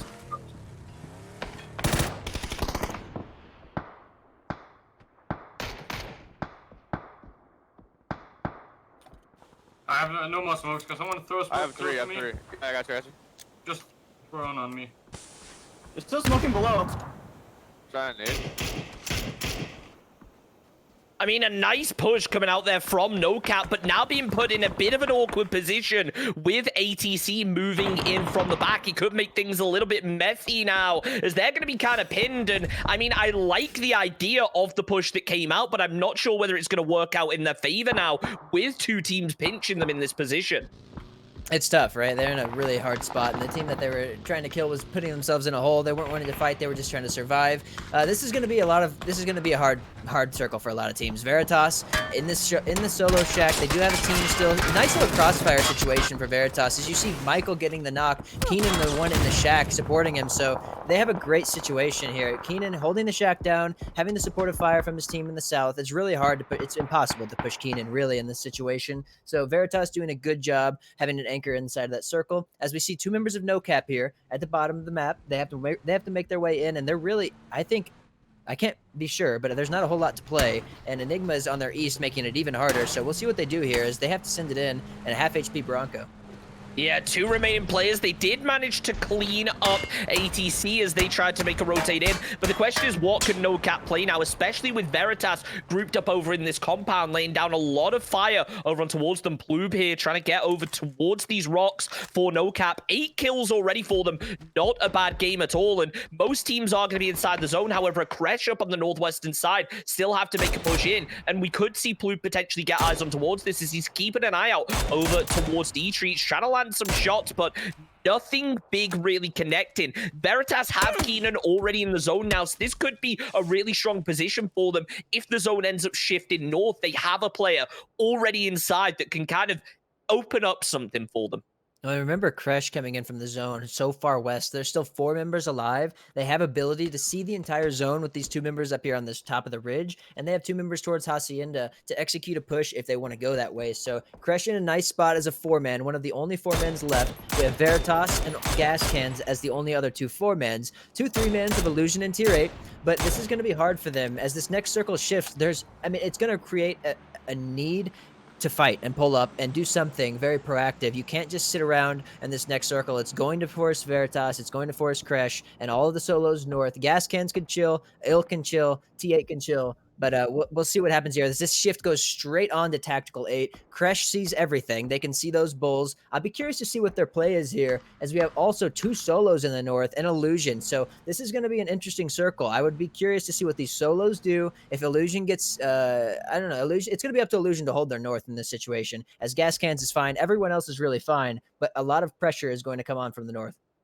Yeah, an interesting position coming out from Veritas here, not grouping up all the way over on Keenan's position, instead going down to the south as now Ripper opens up over on towards Plume. We'll be able to get the knock there as Beamy going to be the final player left up from No Cap. Jazza landing shots over on towards Plume. We'll be able to flush that one out. No Cap still 8 kills, working out well up on the northern side. We do see a Kresh taking the fight on towards Old Times as Dodge actually going to be able to clean that one up. Down goes Execs. Nade landing close here to Beamy as Veritas do start to flex out later, getting caught out by Nikos up on the north as now Veritas going to start working their way in as well. A Kresh hopping into the vehicles. A little bit of a way to go as Gazera going to be taking a lot of, the attention from Veritas here. This is going to give the rest of his team an opportunity to pull up at the vehicle to at least get themselves some form of hard cover. But we do see Enigma. They start to open up on towards Veritas. It's going to be Michael that gets the knock on towards Ripper. However, as Dietrich's just going to be anchoring off to the north, knowing that a Kresh do need to make a push down here sooner or later. Hello Senpai, the last player left up for Enigmas. Michael should be resable here, providing the smokes come down. Beanie's still solo from No Cap. Will peek up, does some big damage over on towards Jazza. Can't quite land the kill, however, as Keenan's still focusing all of his fire up on that hill. Wants to try and pick up King as he makes his way between the smokes, but isn't going to be able to spot him out until the very last second. Now he just needs to get the flush. She's not going to be able to do. TAC 8 opening up on towards Guadalajara. Gascans now as Gascans. They just made the hard push in towards TAC 8, getting some big opening knocks. Dietrich cleans off Beamy, but he will be able to take down Jazza on the way. No Cap out in 7th as Guadalajara Gascans. They made a huge push in towards T8. They managed to clean them up in no time without losing any players. They should be able to get the revives off, but are Illusion aware of this in the kill feed enough to maybe make their way in here? We did see a Crash. They took the west side of the road as well. So most teams looking like they at least have something to play here. And Enigma keeping one alive as well in the southeast. Illusion taking their time. They're not too worried about it, I guess. You're right. They could have pushed on that gas cans knock, but they didn't. So I'm curious to see how they do play this out. Maybe going for a little bit more calculated push later on in the game, wanting some other teams to make something happen. But that might have been a missed opportunity for them. But I don't know. We'll see what happens. Still 3 men strong. They can see the entire circle as we see Freemy here looking around. They have Kresh pinned on their Bronco. Good job to Kresh to make it in, find a hole. That is quite literally just a hole. You can't stand up at all. Can't do anything. So they're playing for the placement until this zone pushes Illusion out.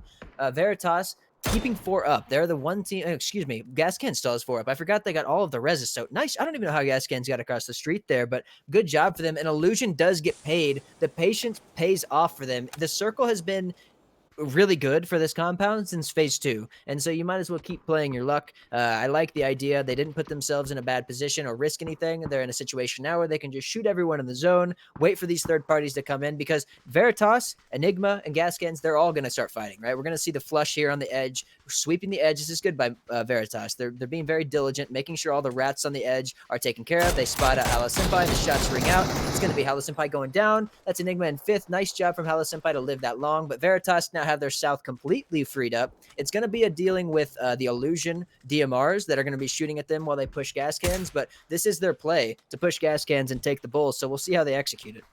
Yeah, Gascan's definitely seeming like they would typically want to push on towards this Veritas fight and clean them out, but they're just not realistically able to with Illusion holding that compound.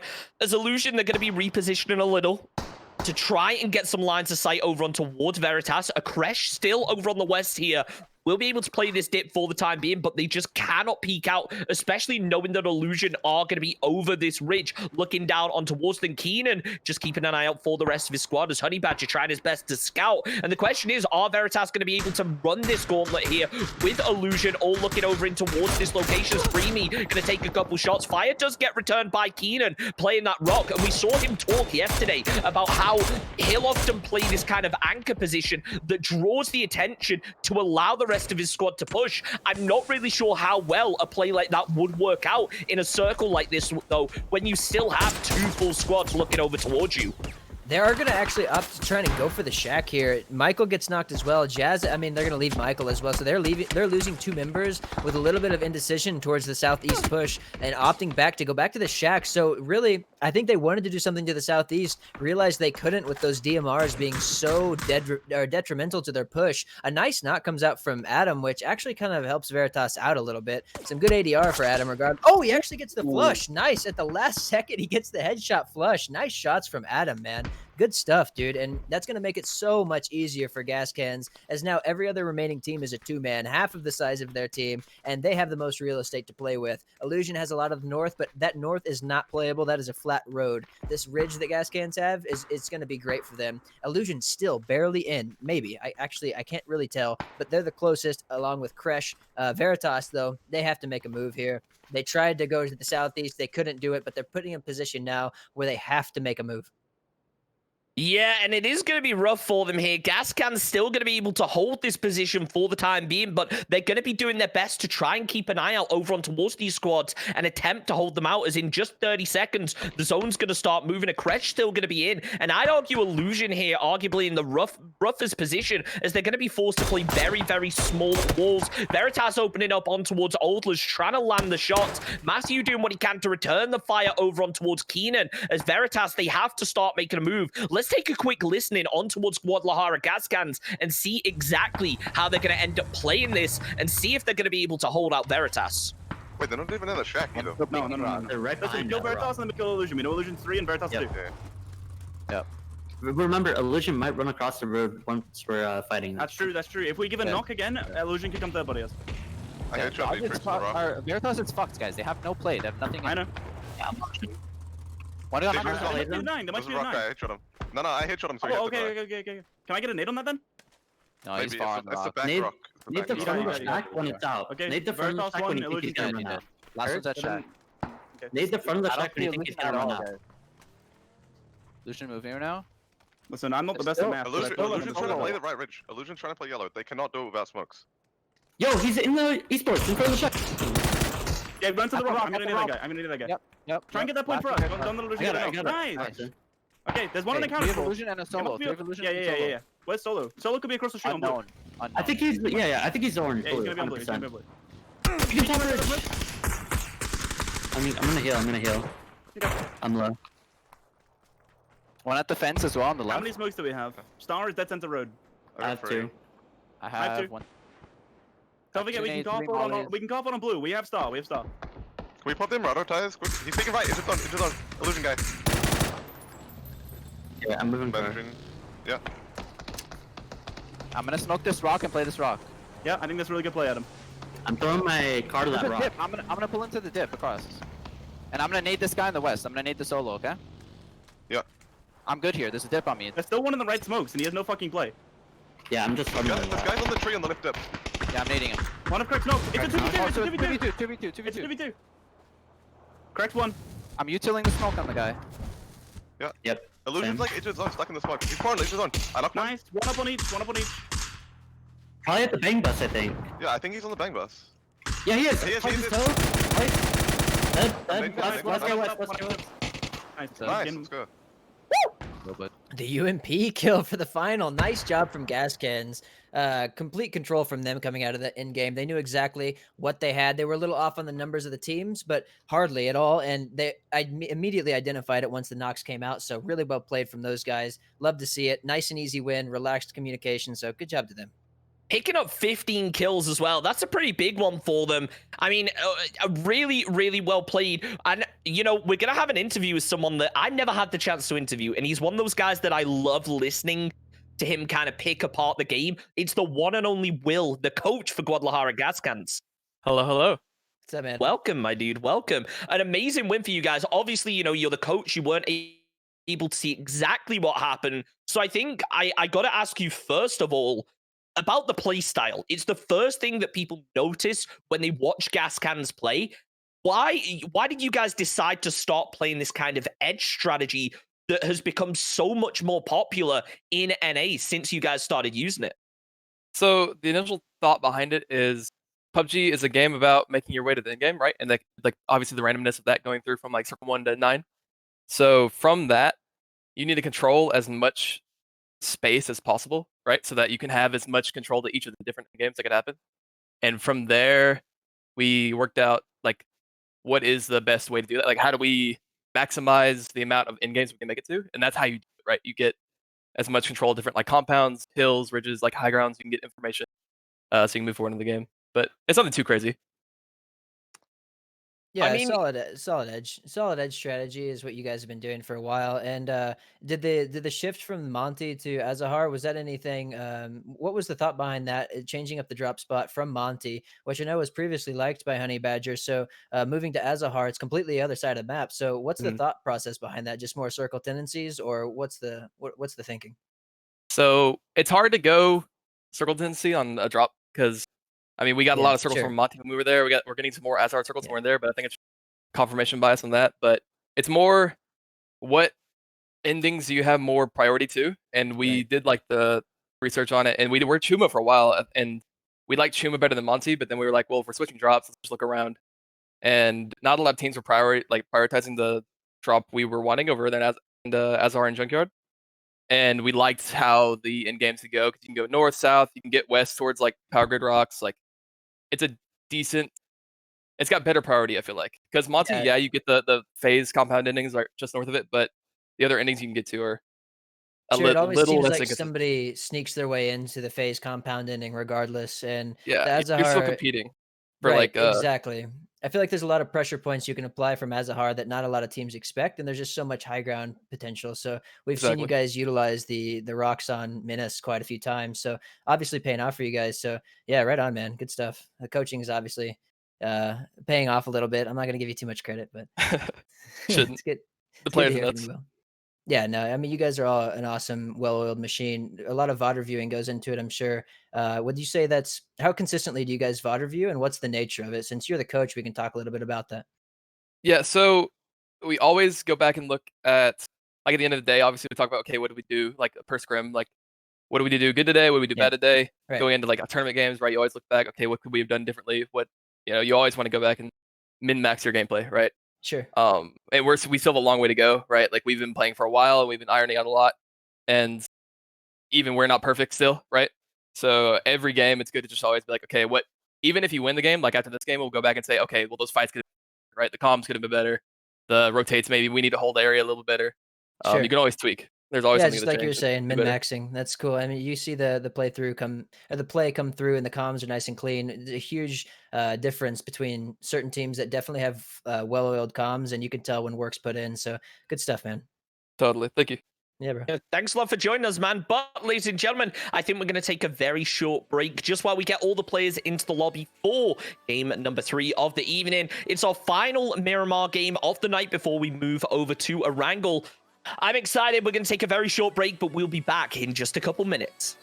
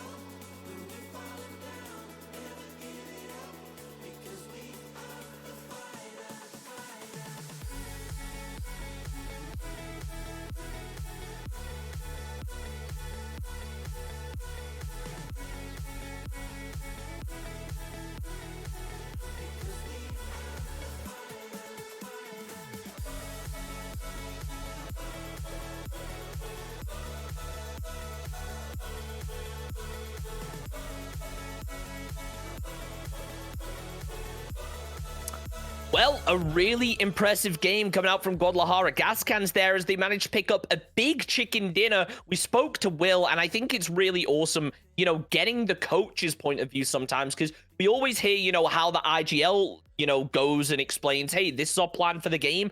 But another big thing that I feel like, you know, a lot of people don't take into account is the sheer amount of effort that goes in outside of the games. And I think Gascans were a perfect example of that. You know, you've VOD reviewed with these guys before, man. How does that process usually go in a team like this where they are very focused on identifying weaknesses and constantly improving?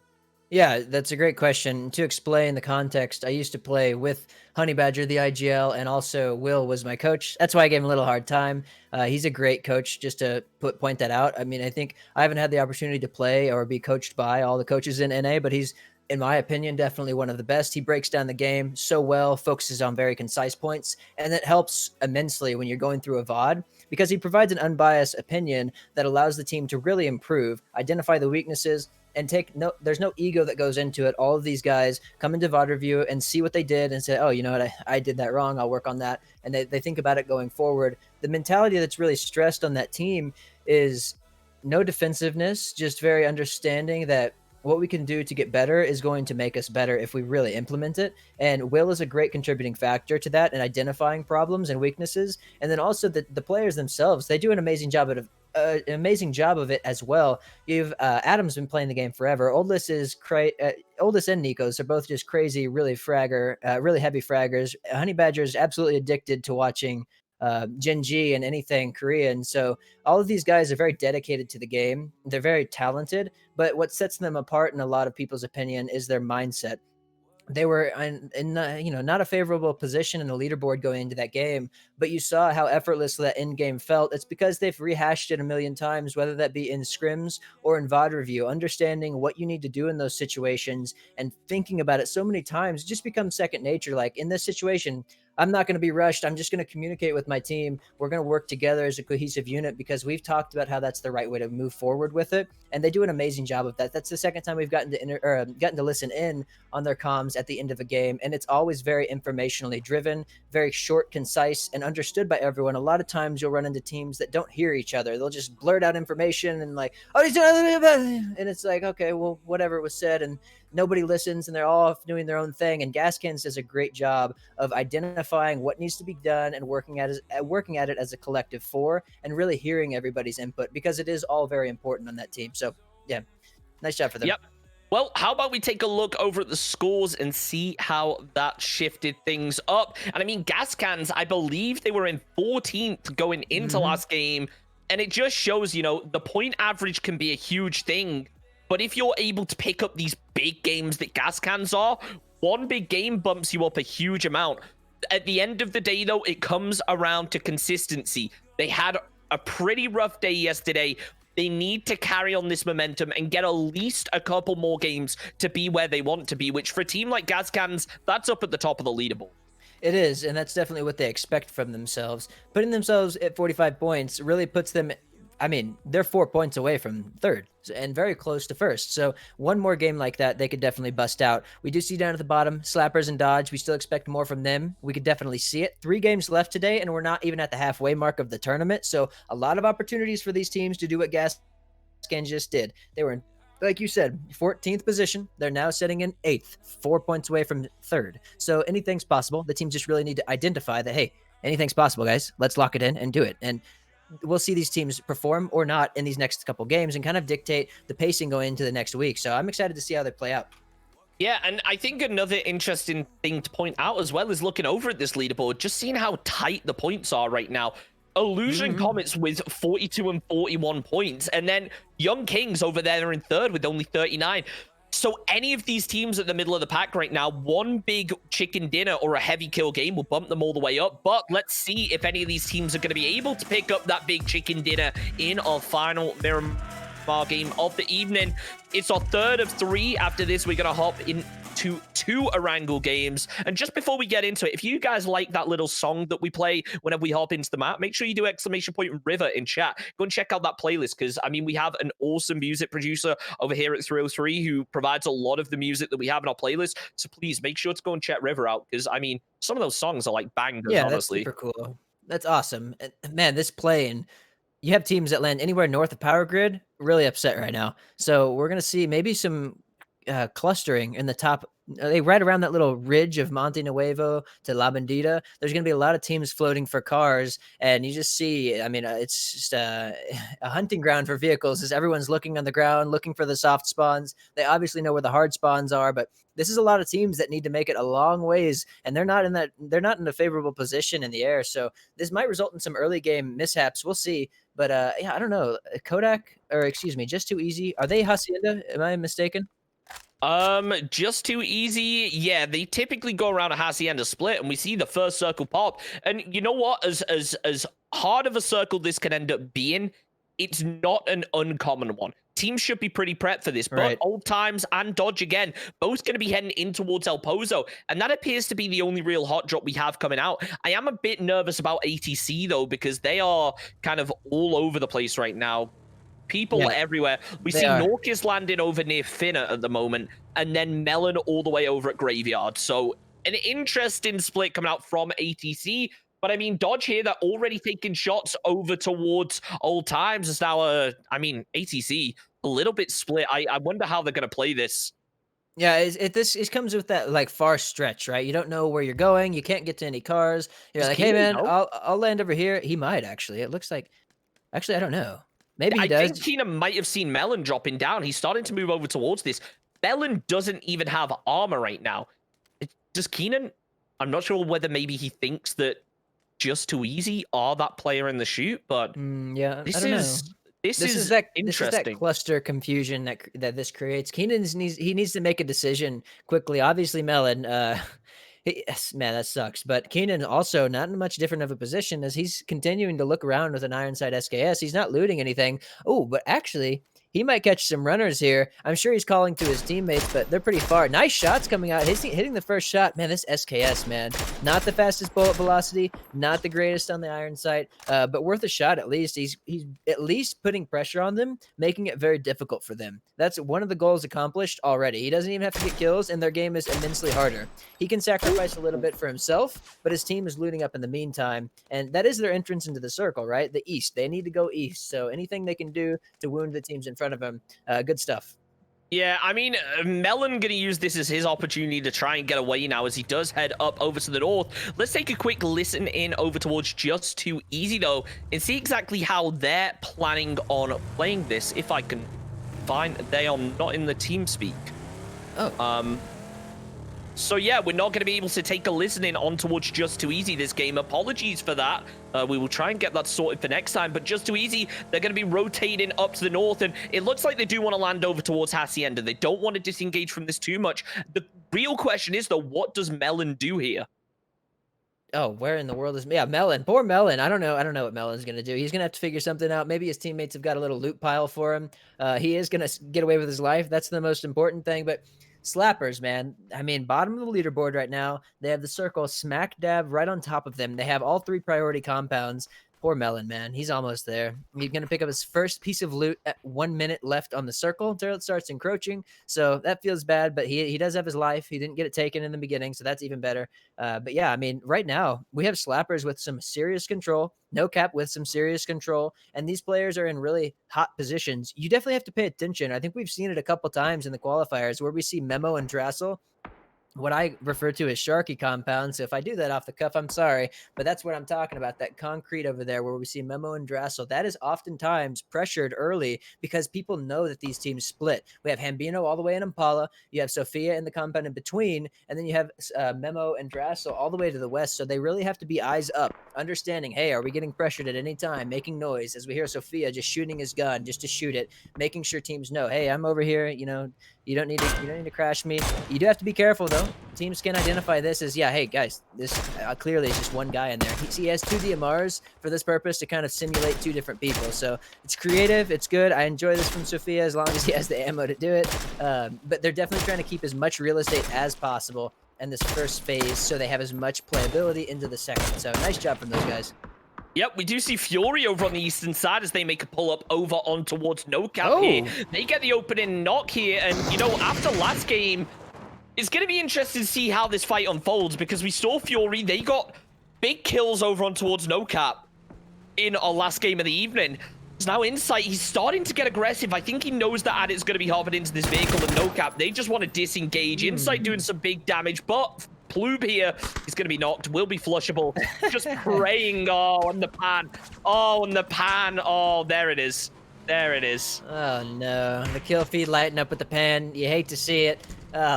Nice knock, though, coming out from Fury, and that immediate aggression. Good stuff to those guys. This is a 6th spot in the zone. NoCap is definitely kicking themselves a bit, but I mean, you know, the spirits are still high. You could see them wiggling a little bit. They're not too defeated from this. They still have a great spot in the zone. NoCap can definitely make a good game out of this. Fury with some great aggression. We're going to see them continue to come alive, I think. They've proven it today that they want to fight, and they're going to do a good job of it. As a fight starts to break out in the south between SG and Comets, SG actually taking down a member of Comets, but I don't know, where's the rest of Comets in this situation? I think they're kind of spread out.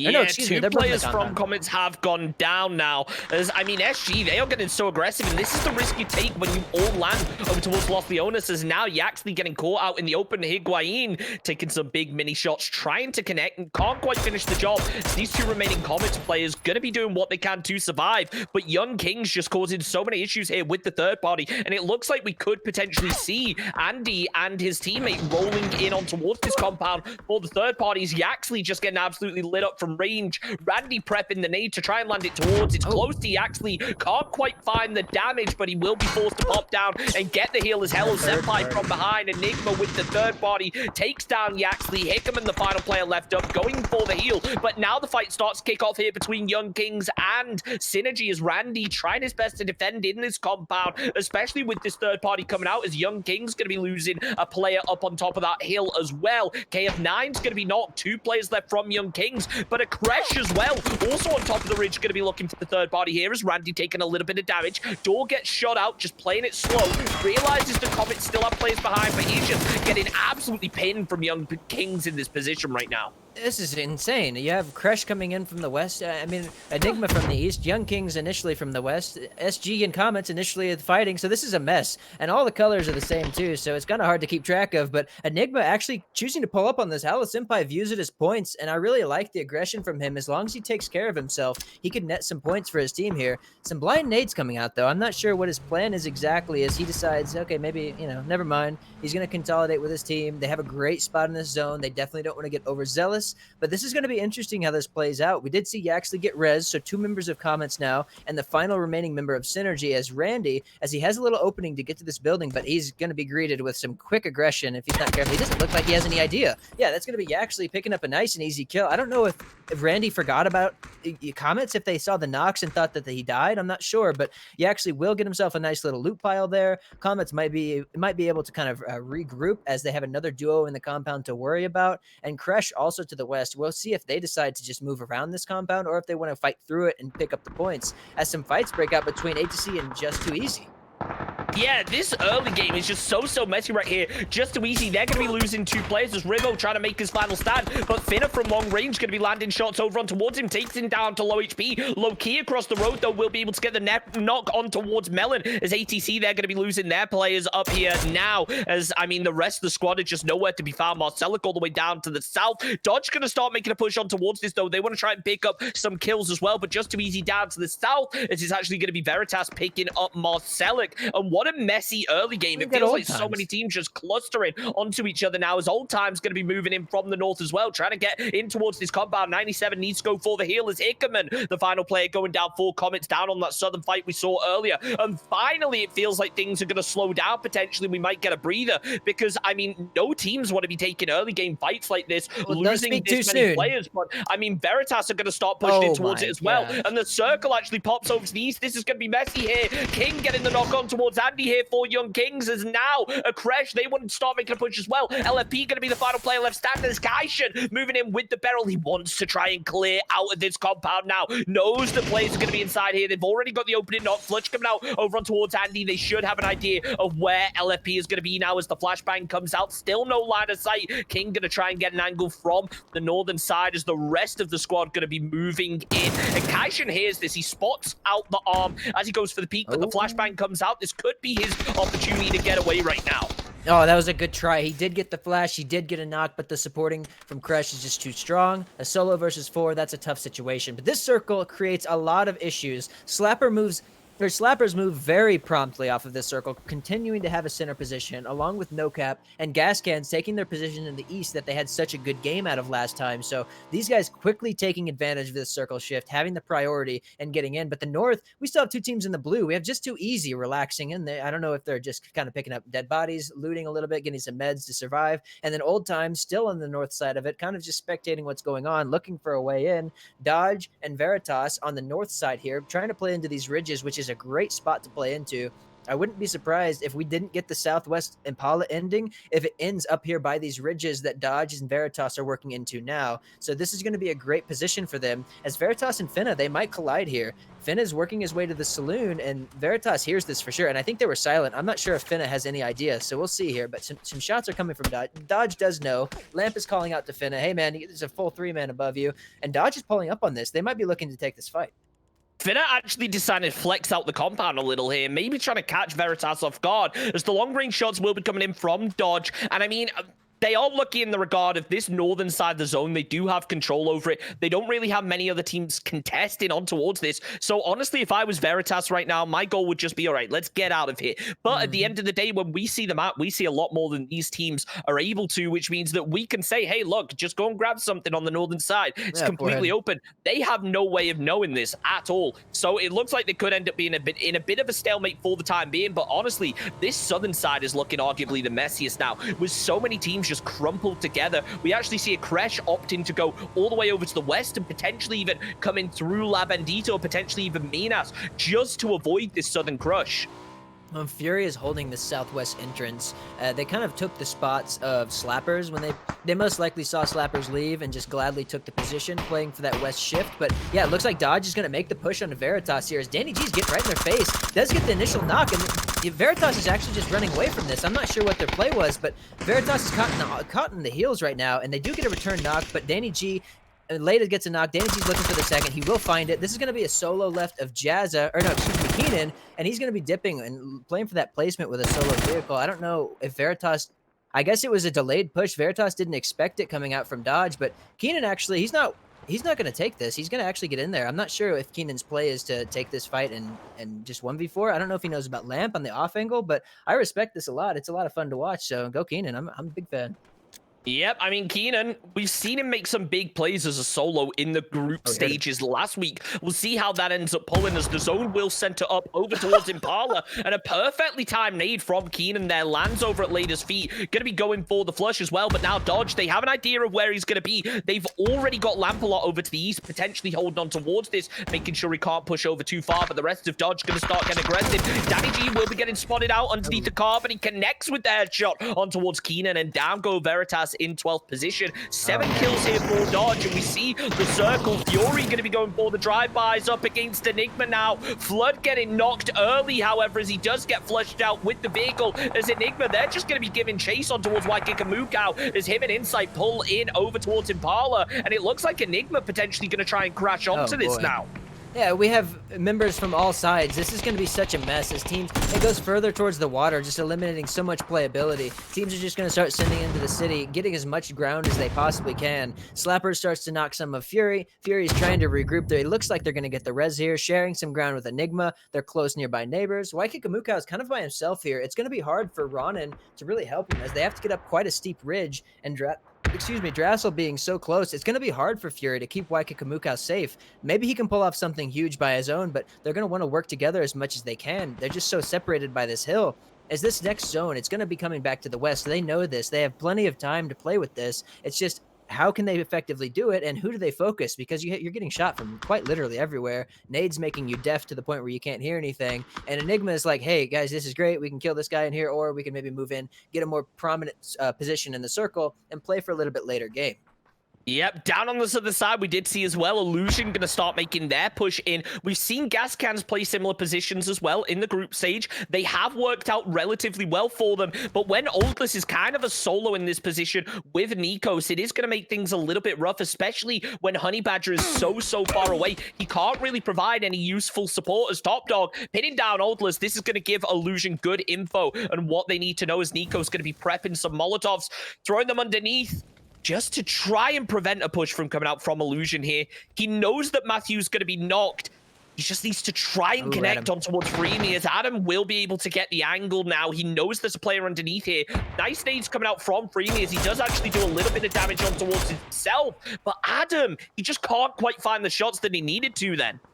Yeah, it happens. Whatever, no problem. They know they have him in a hole, and the zone is going to force them into such a choke point that Gascans is chilling. They have so much control over the zone. They're not worried. You see them not making any too rash pushes. Nikos is taking his time. They're letting the res come out because they feel so confident in their position and ability to hold this that they're not making any rash plays. And this comes down to that discipline. If they push out here, if Nikos pushes out, gets knocked for free, this is one of those situations where they'd VOD review it and be like, yo, Nikos, you can't do that. We have to wait. As we see Adam getting a nice knock. I mean, this is perfect for them. They have a setup for Illusion. This is going to be a clean 4 points for them if they can execute it properly, and they can just play into this next zone completely free. If you look at the map, there's just nobody pressuring Gascans. It's just a free shooting gallery for them, as the patience really pays off. They know that they have 2 knocked. It's a 2-up. They're in the house. There's nowhere else they could be. So it really well played from Gascans. I really like this. Nikos with the patient peaks. This is good. This is well played. This is solid PUBG. Good job from Gas. Yeah, the zone really going to be looking good here for Gascans as well, as it did shift pretty hard down to the south, meaning that they are going to be potentially able to hold out Illusion from the high ground. But Honey Badger with some nice SLR shots over on towards Matthew. They know that Freemy is going to be the last one up, but I'm not sure whether they really have the info on exactly where he's going to be. So for the time being, they are just going to be playing it slow. We see a lot of teams rotating in, Akresh and Old Times working in as well, as Old Times moving in from the north of Impala. Going to have very little to play. Oldler's going to be able to flush out Matthew, as Slappers with a nice position over on the western side. Drassel going to be getting aggressive here. Gets the opening knock on towards Selfish, as now he needs to try and back off. We should point out as well, Oldless was knocked and flush before Gascans were able to eliminate Illusions. They will be down a player, as Slappers now, they're split here. Drassel kind of solo in this position. He has to rely on his teams for support, and actually Nico's going to molly himself and get himself knocked there. Pretty unfortunate. Akresh making across the road now, will be able to get over to the compound, but we talk about this all the time right now, D-Rich. I mean, when there's a city like this, what is the play? Do you bank on it going to the city, or do you try and play this high ground and just hope that you're able to, you know, get a shift over towards you?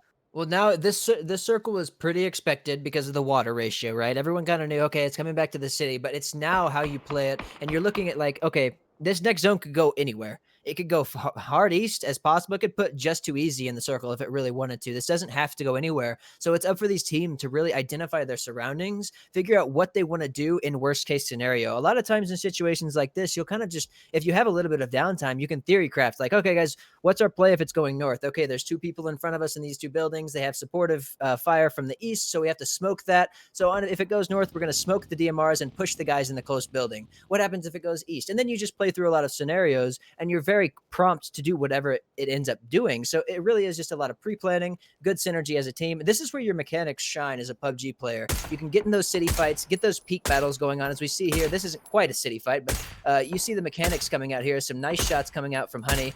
He's just missing that head. I feel like he gets it on this shot right here, right here, right here. Come on, Honey Badger, you gotta hit it. He hits the body, and now Zealot gonna unpeak, go for the heal. I think Honey Badger realizes that. He saw the blood spatter, but I mean, this is one of those zones where it's a lot of kind of peak battles for the time being, but when this circle pops, that's when the fights start kicking off, because it feels like when you have these city fights, they almost come in phases, as now the circle will pull down to the south. Gascan's gonna have the high ground, but it will be pretty much guaranteed as an Impala finish. So if this circle does end up favoring Gascans here, it is gonna be an absolute death run for all the teams trying to move in. Yeah, and Dodge and No Cap are going to have to figure out what they want to do together, and then also figure out how in the world they're going to get across the street. And it's occupied by 3 separate teams right now on the most outskirts of the buildings of Impala. So this is going to be an interesting to watch. Yeah, Dodge going to be trying to make their way through. They have 3 players standing. They know Slappers are down to the south and that No Cap are off to the north. And, I mean, it's going to be a very rough run for them. They're going to start the rotation soon. Let's take a quick listen in and see how exactly they plan to do this. Get eyes on that while I scout. That guy might be rapping like this as well. No info on him. Yeah, like I said, I'm pretty sure their terrain is good to do my waypoint. Unless they're dominated. Along the fence. On my mark, we can team shot this guy. Orange. He's on the fence. This guy? Orange. No idea. Don't see him. He's on that wall. You can't see him though. I'm just gonna go for it. No. I got fucking headshot from somebody far. Zone's coming in. Maybe we just backfill over green line then. We have to backfill green or orange. Oh my god. Let's go green. Let's go green. Everyone. Come. Okay, give me a sec. I need to heal for a second. Okay. Green line? Yeah, we have to go behind these guys. Could be one late. Blue, Danny, you're gonna have blue on you. You gotta run. I'm fine. I'm leaving now. There should be a guy late on the north. There could be a guy in here. Careful. Yeah. Guy on your side of the street is shooting you guys, by the way. 2 helmet under you. They're shooting, by the way. Try not to give our position away.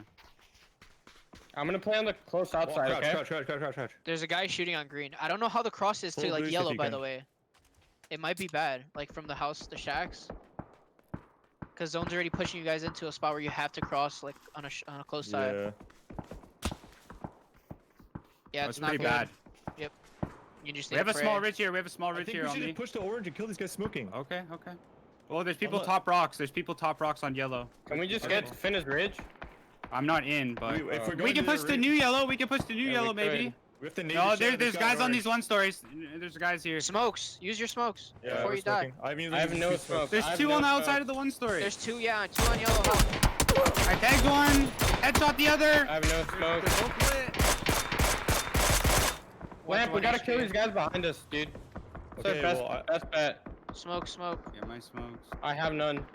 Gold on yellow, and I tagged them both. You're alone, Lamp.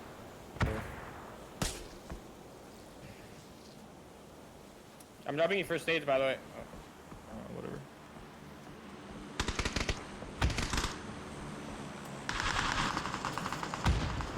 Lampalon now going to be forced to run the gauntlet, but he's low HP. Down he goes. Out go Dodge in 10th position now, but Slapper's going to be opening up on towards Old Times. Big shots landed as Exec's getting a nice little trade on towards it. Fury going to be able to finish off Drassel as Cal going to be getting traded out. Hambino working around the side, but Sophia with some big damage over on towards Fury now as No Cap taking down Hambino. No Cap, we're getting absolutely lit up from up that hill, but this vehicle very close to exploding now. Old Times tried their best to hold out Slappers, but Sophia going to be the last one up. Forced to play on towards these crates, a position I haven't seen too much, honestly. And Slapper's getting third-party sandwiched a little bit. A nice nade, though, from No Cap's going to help Sophia out. He's going to look for this play for sure now. He sees the flush come out. They should know it's a solo if they're communicating together. So we now have 2 solos. Sophia getting some interesting cover here. I mean, I don't know. I guess he feels safe enough to be under is that there, going to roll over? Oh, it's bugging. I'm scared. I'm on the edge of my seat here. I want to see if Sophia's able to survive. This would be rough, but oh my gosh. I thought that was only Execs had a Molotov or something there, that would have been absolutely huge. But Sophia's still alive. Ronan's still the solo. Sorry, there are actually 2 players left up from Fury. Going to try and work their way into zone from the north as Execs holding on towards this angle. Now he is just absolutely tanking blue damage. He is trapped inside. Ronan going to go for the pre-fire on towards it. I don't think it's really going to matter though as Execs. He has to run out into the zone. Goes for the hit fire with the SK, but he runs out of ammo. It's going to be Sophia that picks up the kill. Now he's getting absolutely pinned down by Insight though as they try their best to hold him out. Sophia with 6 bullets. He's already connected with the headshot on towards 1. Takes down Ronan. Insight going to be the last player left up. Trying to hold this out. Beamy across the way. Going to be going for the third party. Flushes out on towards Ronan now. So Sophia on low HP might actually be able to make it into zone here, but it's going to be rough with Insight on one side, Beamy on the other. Insight peeks up, but Sophia cleans up 1 HP, takes him down, but it's going to be Beamy that picks up the kill on towards that one of the 2 remaining No Cap players.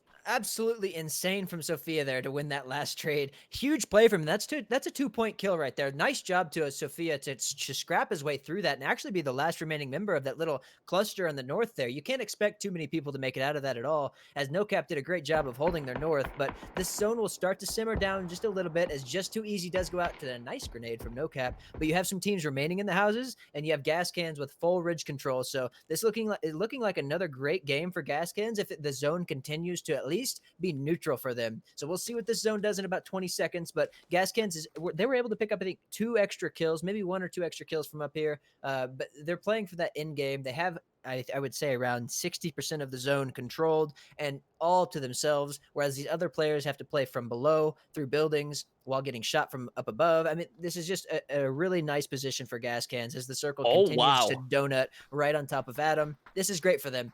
Kresh obviously has a great spot. They're 4 members strong. They're the only 4-man left in this lobby, and they're hitting some nice shots, man. I think I only saw like 4 tracers on the map there, and he gets a knock really clean from him. He's not going to get the flush, but it's nonetheless, these guys are playing well. They're playing really cracked, so I'm excited to see it. This end game is going to be good. If it can be a Kresh gas cans duel with maybe a little bit of mix in the north, we'll see what happens, but this is going to be a wild zone. Yeah, I mean, gas cans have such a powerful position here, but at the same time, the cover from the high ground is very limited. So if you have some well-placed headshots, they could absolutely ruin gas cans' day, as it does appear like they will start to make a move to potentially try and get up onto this hill with gas cans here. As a Kresh, they do have the low ground. I mean, I really worry for the teams up on the northern side now. TH should be able to play the very corner of their building, but with Hello Senpai potentially going to spoil their day, it's going to be very rough. NoCap a little bit more aggressive, however. They do have 2 players standing, as Flamey going to be inside zone, Beamy going to try and follow suit. Flamey has been able to spot out Gazira from a Kresh, waits to take the shots until he peeks out a little bit harder, but it actually looks like Destinator, maybe aware that players could be here. Could he maybe land something big on towards Flamey right now? Flamey really patient. Oh, some shots come up from Destinator, though. Man, standing still is a risky business as Hello Senpai gets taken out to Beam. I don't know if Beamy knew he was there, but nice job at least picking up a 2-point kill for his team there. And NoCap, they have a spot into the zone. Flamey is in the zone. It's all about this cross, though. T8's going to make it hard for Beamy to cross, along with Kresh is going to make it hard. So we'll see if they can make it. But if they do, they could create some issues for gas cans as well if they can get up onto those rocks, opening up something for Kresh maybe down the road. Some shots come out, maybe suppressing for his teammate as Beamy starts to make the cross. And oh, Steezy actually gets knocked from Adam, and Beamy might actually look onto this. I'm not sure. We'll watch the minimap and see what happens, but Beamy actually, I mean, he's indecisive right now. I see this guy going back and forth, but yeah, I mean, Beamy, I've watched his player model go back and forth, and I just want him to either push this guy or go to his teammate. It's giving me anxiety, but he is going to stay for now. He must be in a little bit. So everyone's going to remain up. The res is going to come through, and nothing really changes after that circle. I mean, the one thing that will change is the chances of seeing TAC 8 in for another phase are going to be very, very slim, as the zone will pop. It's actually going to pull up over towards them. So this is looking good, but gas cans, they still have some high ground to play. But what are the chances that they really get it into the late game? Will they have to drop down much more? As you just see Beamy now just kind of looking at the blue zone, knowing he's in trouble, just kind of faced with certain death now, just hoping that players go down before him. Flamey should be able to get something open here as Beamy does prep the smoke grenades. T8 just going to be laying prone. They don't want to peek up. They know that they only have 2 players left up. They do not want to lose anyone right now. They can't take the risk of getting a player knocked, so they just have to chill inside here and hope that a Kresh aren't able to get too much of an angle. But I think gas cans will hear a Kresh moving up over the top, and now they're going to get ready to try and attack on towards this potentially. Kresh is moving into this final circle. They do get a nice knock. I mean, they have to deal with these teams in the city still, but they know this is phase 8. This next circle, it ends in the center of this zone. So, I mean, it's great for them to get this initial, or excuse me, to be proactive and play for the center real estate. So, well played from Kresh.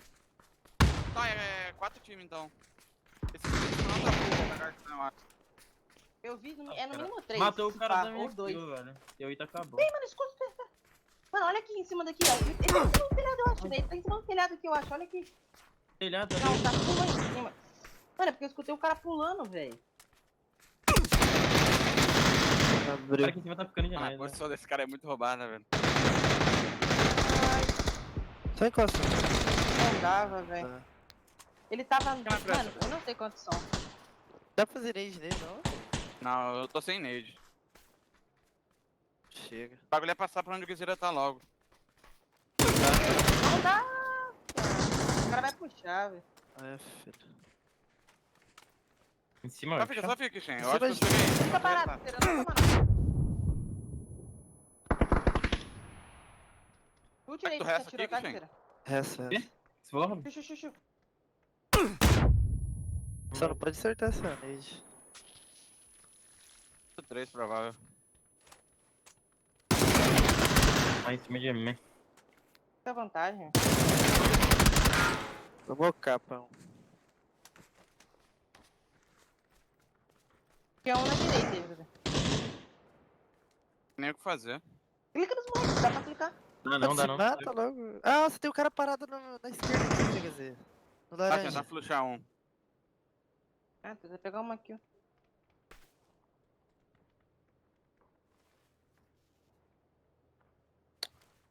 So it's going to be a rough one here for a Crash as they play the bottom of this hill. One player left up. Gas cans have the high ground.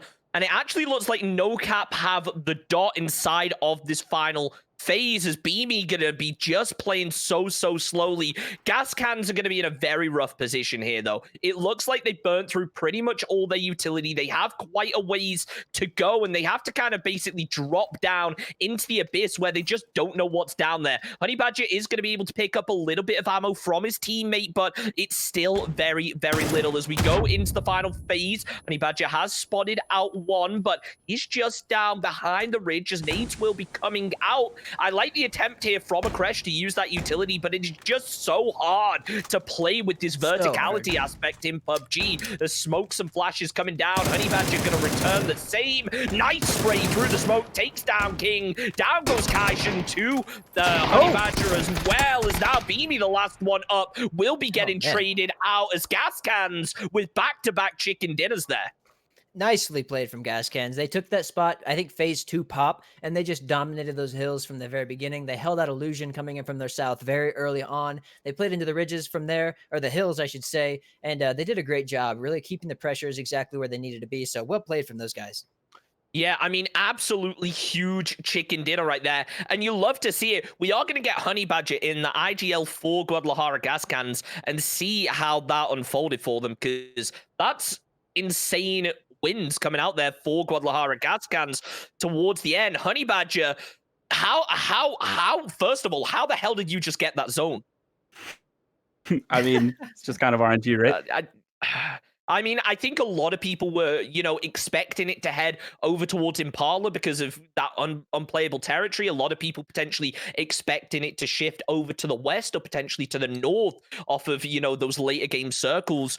What is it that made you guys decide to continue to play the high ground, even when you knew there was a high probability that the zone shifts away and then you just have to kind of drop into the unknown? I mean, if the circle ends on the rocks, it's really hard to get there from the city.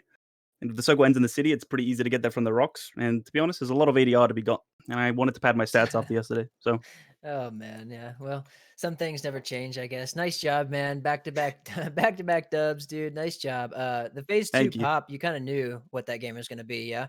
Is that what you guys were Roughly, thinking? yeah. You had an idea. And then on the Illusion fight, the really patient hold on Illusion, did you guys expect them coming in from the south, or was that just kind of like an audible, like you saw them and then you set up for them, or was that a pretty high expectation to expect at least a team coming from the south? Yeah, it's like only pressure in that circle. Like, we had placed one guy in the north, but obviously if the north is center, you probably won't have teams pushing out of center towards the edge. So really it's just holding south. Like, I had the info from my rock, and we just pulled Adam down. I mean, that was a really sloppy fight, in my opinion. Like, we lost someone when we shouldn't, but... You lost someone when you shouldn't, but it seemed like you played it really patiently up until that point. Nikos could have very well lost himself a lot earlier, greeting for the flush, but you guys played it well. I mean, you funneled Delusion right into you guys. They were sitting in the blue shooting, and you had that off angle, so it was nicely played. In those Classic situations, net, baby. Yep, exactly. So in those positions, when you guys are so high up in the air, you see everything going on. There's 14 fights in the city. What are the communications like? Is it more focused on where we can get kills? Is it more keeping your pressure safe so you can keep 4 alive into the end game? Like, what's the emphasis put on? Yeah, obviously, I think a lot of teams would get quite overwhelmed because there's so much to call, but we try to keep the they've kind of split the comms down into 3 important things. There's your next play, your pressures, and your kill points. Kill points obviously last priority. First priority is like pressures and making sure teams aren't pushing us from the edge. So I was like pretty much watching the wrap the whole game around the cliff. And then, someone like whoever's like most centers looking for our next play. And then we just obviously like if there's free kills, like I trust everyone to get them themselves. We don't really need to like comment. Yeah, You know? of course. Just like, hey, 4 guys running in the open kind of Yeah, thing. yeah, exactly. If that's necessary. Yeah. So Mhm. yeah, really clean from you guys. Once Thank again, you. we didn't listen to your comms that time, but the game before we did, and once again, it was really nice and easy. We were talking about it in between games. You guys are very systematic, so well played. Keep it up, man. Thank you. I appreciate it. Thank you. Yeah, bro.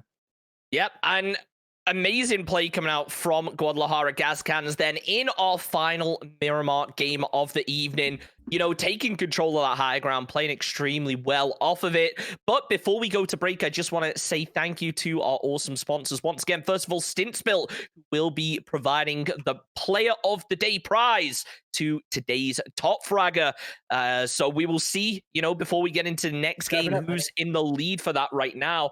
Not to forget as well, Glitch Energy, an awesome partner of 303 and the org, so make sure to go and check those guys out. Fred Hutch, an awesome COVID and Cancer Research Foundation. They do amazing things. If you guys click the donate panel down below and want to go and donate to them, that would be awesome. 303, we've set ourselves a goal of raising $25,000 by the end of the year. If you guys can just go and drop, $5 each, then we could hit that tonight. So come on, guys. Come on, just it's for a good cause. Go and help out. It would mean a lot to us. And of course, Twire GG, for helping us out so much, providing all of these leaderboards, constant tech support for us, always there behind the scenes, sitting in the Discord right now. Trisha is here every day that we play games for the entirety of the games, even if it's 5, 6 a.m. by the time that we finish. Huge dedication. If you guys, even if you just want to look into your own stats, make sure you check out Twire. You can go really into depth. They are absolutely awesome. But ladies and gentlemen, we're going to take a slightly longer break so that everyone can go, get a snack, get a drink. But we'll be back in a couple minutes with our first of 2 Arango games of the evening.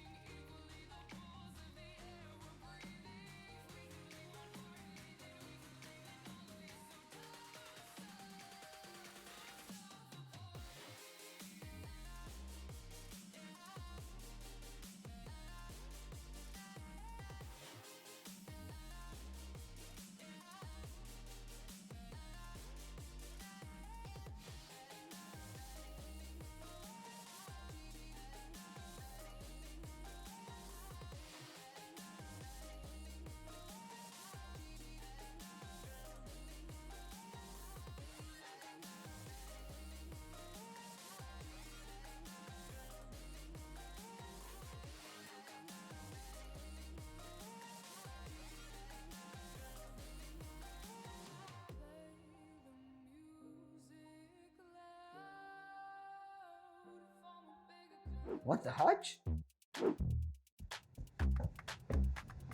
Oscar and Felix, Turner and Hooch, Bert and Ernie. Things that don't seem to go together quite as well, but somehow they make each other better. Just like that, we're bringing together experts in immunotherapy and data sciences here at the steam plant on Lake Union in Seattle. Together, the combination is making immunotherapies better and moving to the next level.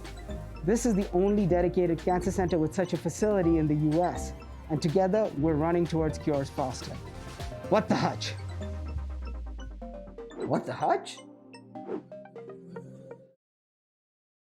Wow, back-to-back wins coming out for Guadalajara Gas Cans. Very impressive indeed for them. We spoke to Honey Badger to see how they play a zone like that. And, you know, I think they realized that, look, do we send it into a city and risk, you know, getting pushed into a load of fights super early and not really getting an insane placement? Or, you know, we take the gamble, go up on the cliff, try to farm out some kills, and then it worked out. Yeah, really smart decision making coming out from Honey there to take such an eastern position for the hills, playing for that big game. We've seen him do it before, so I mean, you like to see teams stay consistent, especially when it works, to know that, you know, there's a thought behind it, and there definitely is with Gas Cans. Honey knew, he had a general idea of what was going on in that game as soon as Phase 2 popped, along with the rest of the members on the team. And actually, if we look at the leaderboards now, we see Guadalajara Gas Cans bumping themselves up to second place, just 5 points behind a Crush, and I think they started the day in 14th, right? Yeah, they started off pretty bad, but I mean, they have absolutely shown up, and it really shows why Gas Cans are one of those teams that, you know, the point average really comes into account. When you have, you know, a really bad start in day number 1, which I think, you know, Gas Cans, they're a very honest team. They'll admit they had a really bad performance yesterday, but they came in, they showed up, they picked up 2 back-to-back wins, moved all the way up to second, and honestly, the only reason that they're not in first right now is because a Crash were able to yet again get into the late game placement and take a 3rd place in that game. You're right, and Crush is doing a good job of staying consistent, and they still are getting kills too, right? The top of the leaderboard is very even on kills between NoCap and NoCap, Guadalajara Gas Cans, and a Crash. So these teams are putting in work on placement and kills. And actually, NoCap, Beamy was the second place team member there, and so they're doing a great job of playing through that. They did a good job that entire game of playing through that circle. So even the teams that aren't like blowing up the kills and their the back-to-back wins, you still have teams like NoCap putting in good consistent work, and they're putting themselves on the top of the leaderboard at a shot for first place nonetheless. So well played to NoCap as well. One thing that does surprise me a little bit as well, though, has to be the fact that Veritas, TA, Enigma, 3 teams with insane performance yesterday, they have moved down considerably. Are we starting to see maybe a pecking order coming into play? We've had 2 games. Sure, Veritas, TA, Enigma, all these teams around the middle, they're very consistent teams. And that's the reason they did well yesterday. But when you have these teams that can have these huge games, and I'm talking huge games, we're talking 10, 15 kill wins for teams like Gas Cans.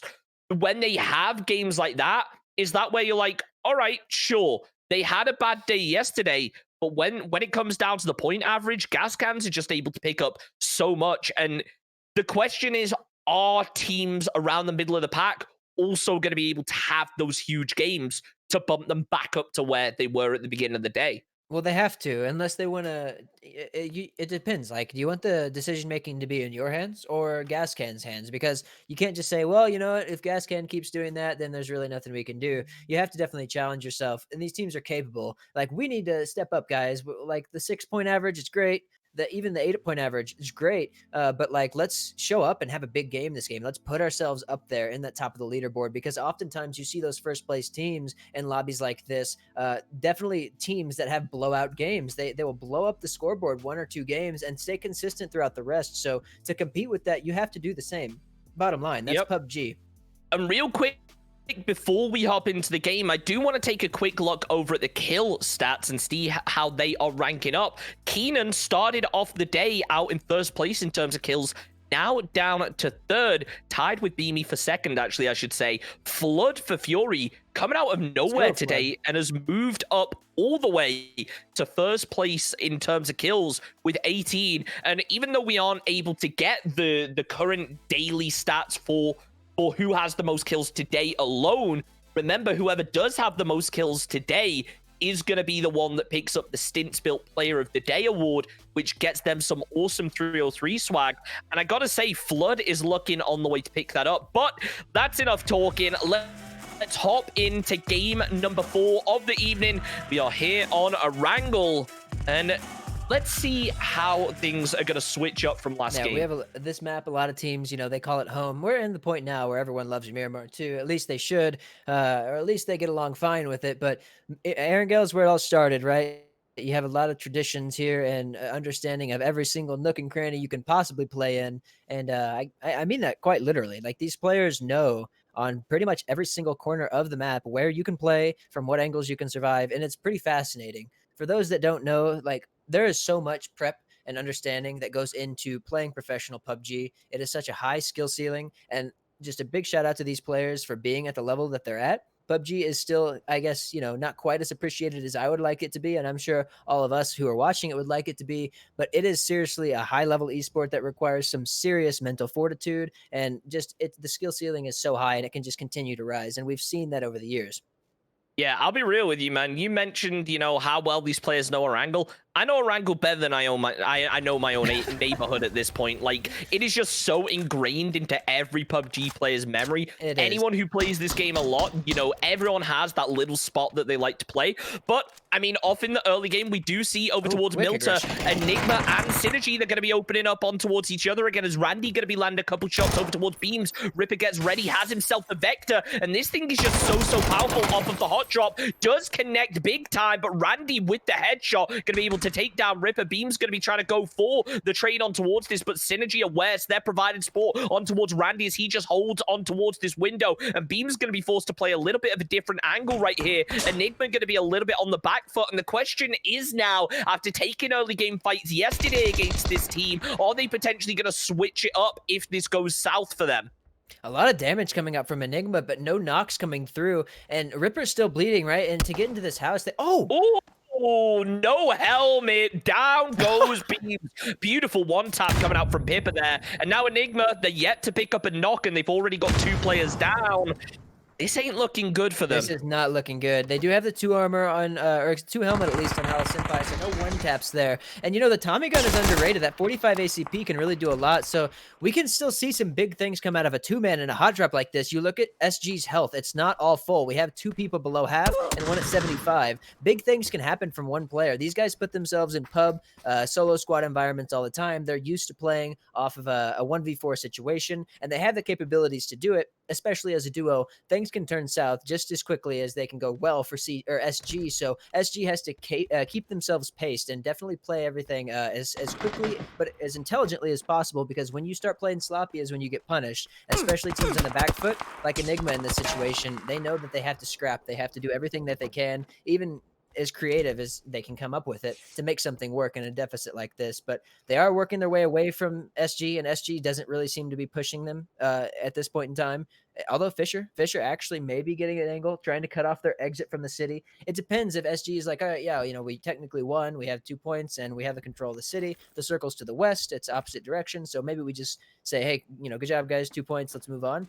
But in some circumstances, you'll have teams really want to put a team down, like you kick them while you're down, basically. And Enigma is shacked up right now. They're probably looking for this push to try and do something against SG to make it not a clean 4-up for them, because that's what it's all about, is at least damaging the other team a little bit. Yeah, and while we have the map up, I do want to point out we did see slappers. They did drop over at Pachinki consistently. Oh, what a nade coming out of Fisher right as we think that everything's going to slow down. He lands a beautiful nade on towards JR. This is rough right now. Only 1 player left up for Enigma. It's going to be Hello Senpai. He's a strong player, but when you're in a position like this, you've got a Vector, and is that an S12? Is it S12? This is a hot drop loadout right here. If this man drops Schooler Pachinki often, he's ready for this. He is absolutely prepped. He's about to 1v5 clutch. But yeah, please. 1v5, even though there's only 4 players, you know, he'll still 1v5. I'm telling you. He is just waiting for this now, just chilling inside this corner. Danny working his way up over the top, and I mean, this is just such an interesting one here for Enigma, because it feels like they've taken this fight so many times now, and it feels like it's worked out very few times. The Miramar games have definitely been strong because they've not been challenged.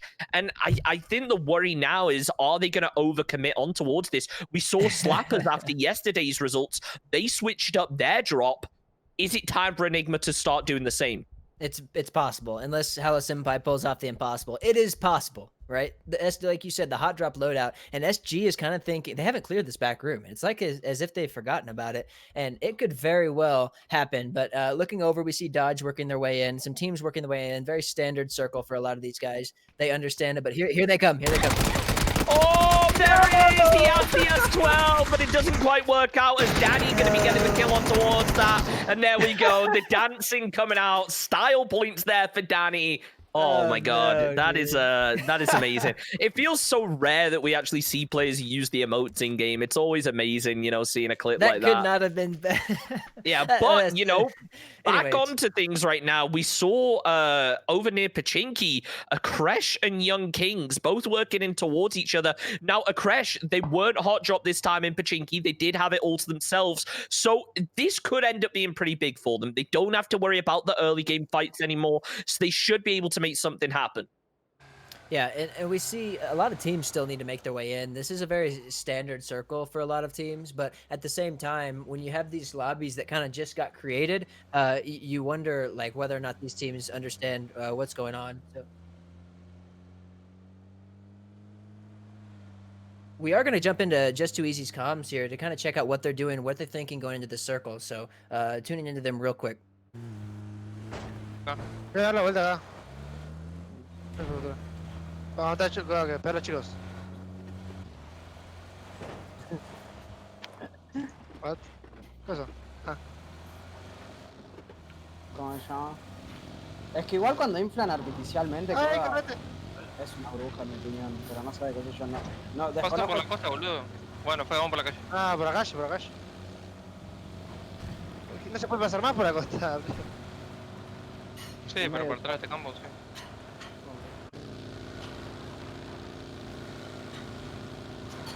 No, mira este pozo. ¡No! Calculadísimo. Ese lo inventé yo.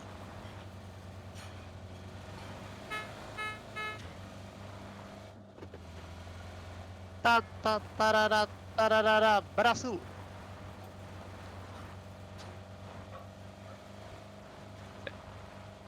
Yep, we hear them planning out their rotate there, seeing exactly what they're going to decide to do, as they do manage to make it in towards zone. But I mean, things are going to be interesting to see how teams play this. ATC with a nice little split have the Everest Hill and those southern compounds as Illusion going to be moving in, potentially going to have some nice high ground over towards T8 right now.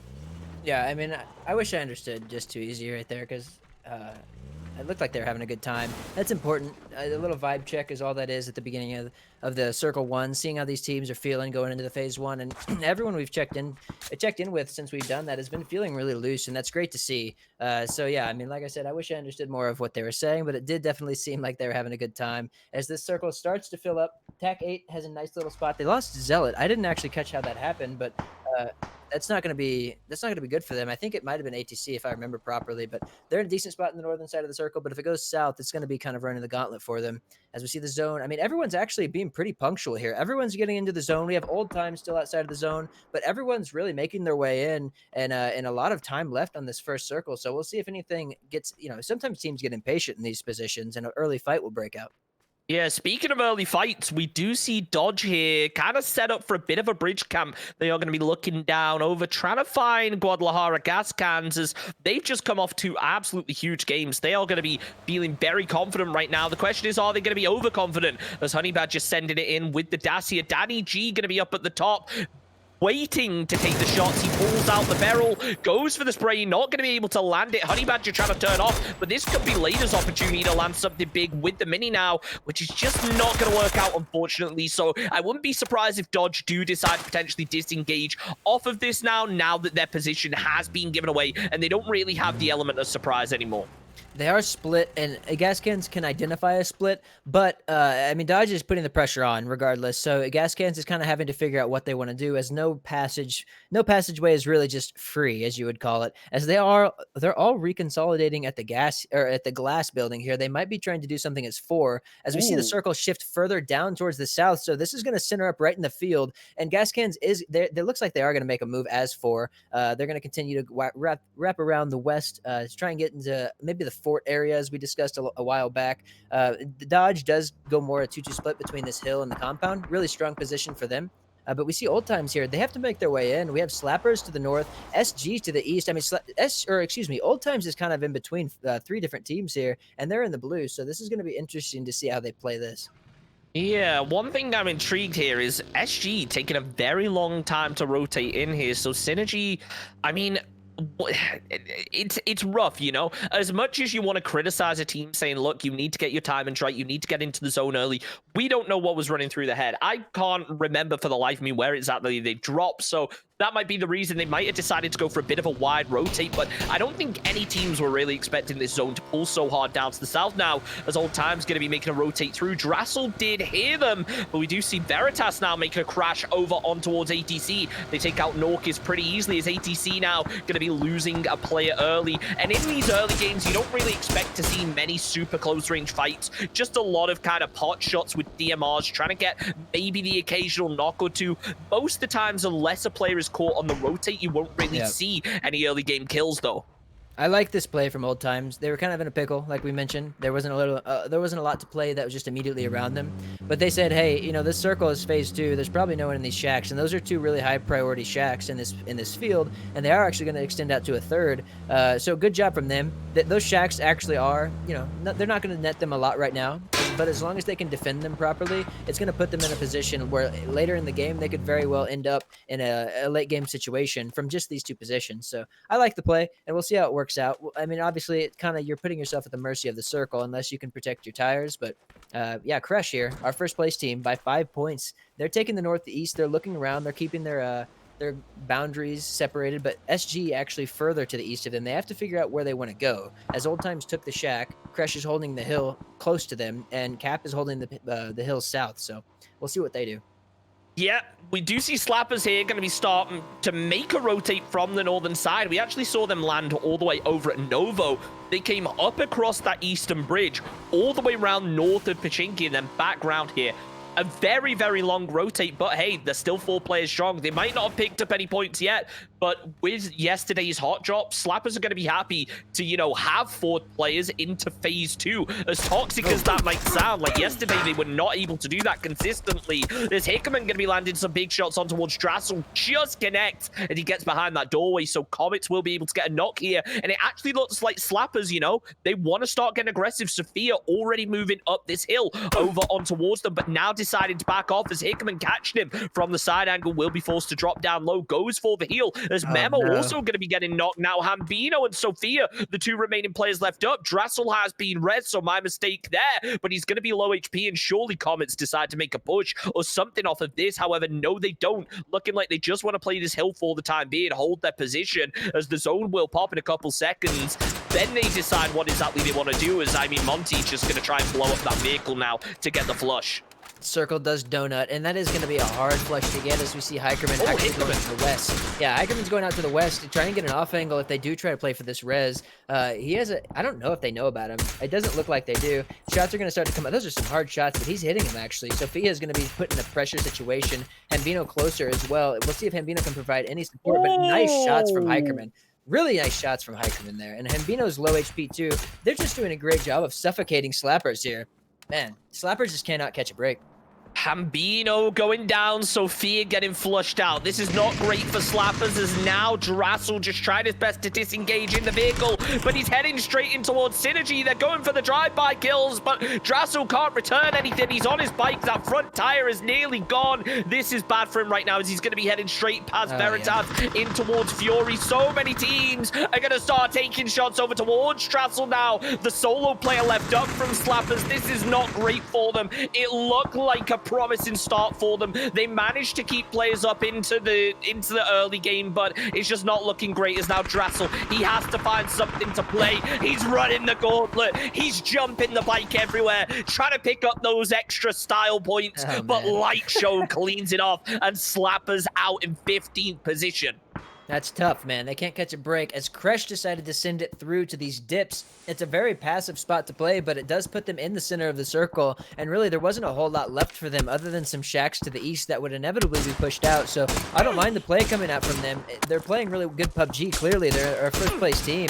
Has some shots being exchanged back. Just too easy. He's got to be careful. Koda Kid could go down, but they are in a compound. They are fine. They're very center circle. As we see SG kind of move up to the left here, or southwest of them, up on towards the back of Llama. So we'll get to see them take a really nice power position looking into the field. You definitely have to pay attention to your sight lines up here because you can see everything, right? But that's mostly because everyone can see you too. So getting flushed up here is the last thing SG wants to do. Is there? Look at this. So all of them having a kill. Nice participation. But oh, Keenan with a nice nade. I'm not sure what's going on, but Synergies might be getting something going here. Just Too Easy's. Wait a minute. They're just throwing. What a red zone coming out from Just Too Easy. They identified that Kresh were going to be in this position. They get super aggressive pushing out. They're going to be able to get some nice knocks, but I'm not sure when they realized that Synergy going to be up the hill as they take down Kodak Kid, flushing him out as well. Fisher looking down the hill as the Kresh going to try and get the heal off, but Ribbo going to be able to get the bleeders now. Long range shots coming in from Melon from ATC. Smokes are going to be coming down, but are they going to be enough as they are just landing left, right, and center over towards this vehicle? I mean, they are kind of caught in a pinch here. They have Illusion down to the south. Let's bear in mind, Synergy right now, they're 2-2. They have two players potentially about to take a fight on towards Illusion as well. But for right now, these two players, Randy and Fisher, are just going to be absolutely pinned up to the north.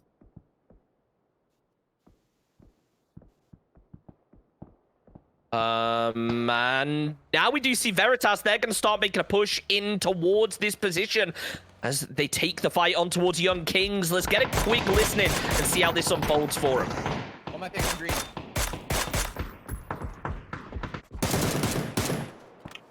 Kill two here, kill two here. I see. Hit him as well. He's 1 HP on me, dude. Yeah. Two guys. It's only one. The other one's towards Mike. It's a solo. You have two knocks that are still? No, I flushed. It's two solos. There's one right in front of me here. Are they two different teams or no? Yeah, it's same team. One's on Jazz's body, one's in front of right me. in front of me. Yes, you're last. Yes, I know. Give me comms, I'm saying.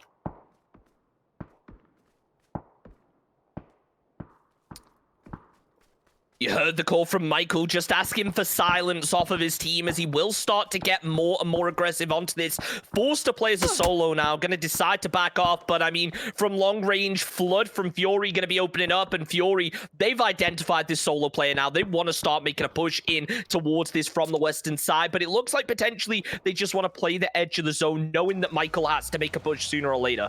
They want to keep the edge clear for sure. You're absolutely right. And we'll see Young Kings go to the east. I don't know where they're going to go here. They don't have a lot of options as Dodge, T8, and Old Times are in their way. And VTS is making the same pathing. So Fury is going to get their clear edge. And maybe they look out to the field for some of these kills. But this is going to be hard for these guys. They don't really have a lot to play here. They might look for a dip, a hay bale, something. He will actually find an empty shack, which is, I mean, hey, I'll take it, right? Young Kings is going to find a little spot into the zone, at least for now, but he does get knocked. That man. So LFP might be able to get to him, get the res. We'll see. Oh, my he nearly goodness. spit him out. Oh, he hit the tree as well. No, LFP, he's driving all over the place. He must have had something to drink before starting. But now Young Kings, they tried to get in towards this shack. LFP going to be the solo player, catching so much attention from all around, but somehow nothing quite landed. Dodge going to be making a push in towards the tanks, but no cap down on the south, wanting to try and deny that as they do so much damage on towards this vehicle. It's just a matter of time until this blows up. Now ATC from the northwest connected over on towards later. They get the knock lamp a lot. Still going to be left standing, but the rest are Dodge. They're moving in as well now. Can No Cap make something happen as now Dodge going to be forced to play the backside of this tank. Finna going to be going down as well. Big third parties coming in from ATC now. Flamey getting knocked as well up to the north from No Cap. There's now No Cap. They're down to 3 players left up. They're going to be forced to back off of this fight. Beamy getting the flush on towards Finna as the vehicle going to blow up? And now it is just a red zone here for Dodge, as like the vehicle's blowing up left, right, and center. Big damage coming out. Young Kings finishing them off. There's now Danny G only left with one more teammate. I've never seen so many donut circles in a row. That's like 3 or 4 in a row, and Crush still remaining center. That send coming in really handy for them, as we have Comets and Comets and Illusion out in the west that will need to push into Fury here. We'll see what that. Oh, and Comets actually does get an opening knock, so this might be an opportunity for them to push in. They're looking for the flushes, not going to quite find it. Comets does have to figure out what they want to do in this circle, though. I don't know. Surely they know about Illusion. This is. Yeah, I think 4 on each. Yeah, 3 4-mans here that have 1 spot to play. There's only room for 1 4-man, and it's going to come out in this circle. So we'll see how it plays out. Comets on the north. They might try to instigate the push, where Illusion might be looking for the third party, but I'm not sure. They're definitely aware of each other, so it depends who opens up who, and the advantage is really all in the third partier's hands. Yeah, Comets trying their best to open up on towards Fury. They did manage to get the knock on towards it, but this drew some attention from Illusion down to the south. It looks like Illusion potentially could try to fight on towards this, and that would turn this fight against Comets right now into a very rough position, as they would be absolutely pinched. They are very split off, whereas we see teams like Fury a lot more grouped up than Comets tend to be, which is a pro and a con, because that utility can just be so deadly, as Beamy gonna run over 2 players from a Cretch to get the kill here. Yeah, they just took Cresh's position by running them over. That's one way to do it. So they have center position now. But Fury is setting up for this push. They're looking for anything. They know the blue has to push these teams. Monty does have a spot in the circle. It's not, I don't know if it's enough for all 4 of the teammates to play, but Fury is looking for anything coming from these teams. They have him pinned in the trees. Yaxley is forced to smoke. Insights with the shots. I mean, he's just hard scoping this. This is so tough for Yaxley. But some nice shots supporting from Monty, and this is going to be Monty. He's going to start to push here. We'll see Waika Kamuka with a nice trade, though. It's going to equalize things, as Comets is the team that needs to make the push here. Illusion is hearing all of this, and Fury, I mean, Fury needs to figure out where they want to apply the pressure. Some nice knocks coming out from Waika Kamuka to put the advantage back in their favor, as some interesting lag coming out actually from Yaxley. Ronan's still hitting some shots even despite the lag. This puts Comets in a tough position, and Illusion's still not pushing off of this. I expect them to be more aggressive here. Yeah, Yaxley somehow able to survive that, getting caught, but not for long, as low key up on the northeast is going to be open up. Oh, we see Waikika again with that mini 14. We saw him in the group stages. He's just so confident spamming with that thing. He burns through so much ammo, but at the same time farms so much ADR with it. There's now only 1 player left up. Illusion going to be opening up down on the southern side, but gas cans, they took the compound south of this hill, and I think they realized they weren't going to be in for much longer, so they start making a push up towards Illusion, as later going to be going down for Dodge now. Fury opening up over on towards Illusion as well, as now they're taking a fight on 2 fronts. Himman has gone down, so Fury can refocus their attention, but only 2 players left up here from Illusion. Is going to make things rough, as Matthew, going to be getting flushed out. Top Dog going down as well. Icy the last one up, but just too easy with the third party on towards Fury. Is going to be able to take down Carl, but a perfectly placed nade. It can't quite finish the job now, as Oldler's going to start getting more and more aggressive. Song Shin goes down to Fury, and Oldless with the nade takes down Icy, and out go Illusion in 7th position. Great edge control coming out from Gas Cans. They identified the third party was there, and they took it. They nice and easy pick up 5 points for themselves. As meanwhile, all that was happening, Nikos was getting kills in the field. So really nice delegation coming out from all of these guys. Fury will stay alive. They were in the little hole of defense bunker. They have all 4 members alive, so I'm really impressed. Nice job to Fury. Comets will go out with a little bit of help from Just Too Easy, who does lose a member in the process as well. So we have 2 members left in the only compound standing. 2 4-men on the southwest, and then we have Old Time setting up here on the ridges as the other remaining 4-men. This could be big here. Fury are going to start making a push over on towards Guadalajara gas cans, as 2 very heavy fragging teams, both going to go straight in towards each other. As Ronan going to be able to connect on towards Adam, gets a knock on towards it. Oldler's throwing down the smoke to try and get the res, but this is going to be rough here, as Fury, we said earlier how they were a little bit grouped together, but they are starting to flex out confidently. Honey Badger here with the Groza, spots out the players over on the right-hand side of his screen. Oldler's playing the side angle, as well as Nikos, as it's really really nice splits coming out from both these teams, trying to fan out and take control. Fury with 6 kills, Gas Cans with 5. This is not the team that you want to be coming up against, no matter which party you are. Both these teams currently tied, actually, in the leaderboard, so whoever is able to, actually, I believe they're tied. I might be wrong there, but I mean, this is going to be big. Whoever actually picks up the win off this fight could potentially move up the leaderboards considerably today. Yeah, absolutely. I think Fury's a little bit below, but this is an opportunity for them to definitely put themselves above as they're waiting for the blue to do a lot of the work, minimize a lot of the angles that they have to worry about. Gas Cans did get the res on Adam, but we see, a nice 3-man flank coming out from Fury. They're going to try and push this as much as they can and leave Flood as the remaining DMR support with the off angle. We'll see how Gas Cans plays this. They're in such an awkward position as Honey Badger gets a nice knock. Insight looking for something here, but they're putting a lot of utility. Yeah, meanwhile, Honey's shooting ATC, but a lot of utility in the smokes where there isn't anyone, but no knock coming out from Insight and no knock being returned, but 1 HP. Insight getting taken down to 1 HP as YK and Mukau going to be going down. Running gets the trade over on towards Adam as Flood trying his best to spray through the grass over on towards it. Adam going to be going down as now the fight opens up between Just Too Easy as well. But Fury taking big shots over towards Honey Badger as Nico's working his way up towards the hill. Cal going to be getting flushed out now as Execs with the third party on towards Honey Badger. This is going to make things so rough for Guadalajara. Gas Cans as Nico's going to be the final player left standing here. Knows Ronan going to be sneaking up behind, but he just don't know exactly where he's looking over towards the vehicle, will be able to spot it, goes for the barrel spray, takes down Fury, and 97 with the third party taking down Flood as well. That's Fury going to be going down in 6th position. This is good for Gas Cans, but now Nikos is going to be the final player left standing. Marcelic going to be able to take down Beamy, and the second nade cleans up Plube as well. No Cap going down in 5th, and here comes the push from Old Times. They realize ATC have the best positions. They are just going to send it in. Just Too Easy get the knock on towards Melon as the flush going to be coming out here as well. They actually decide to take the top of the hill, but they have a little bit of vehicle trouble crashing in towards each other. So now it looks like they're a little indecisive on what they want to play. They know if they play the top of this hill, they're going to have to move down sooner or later as they just start to open up shots, potentially trying to bait out Nikos here.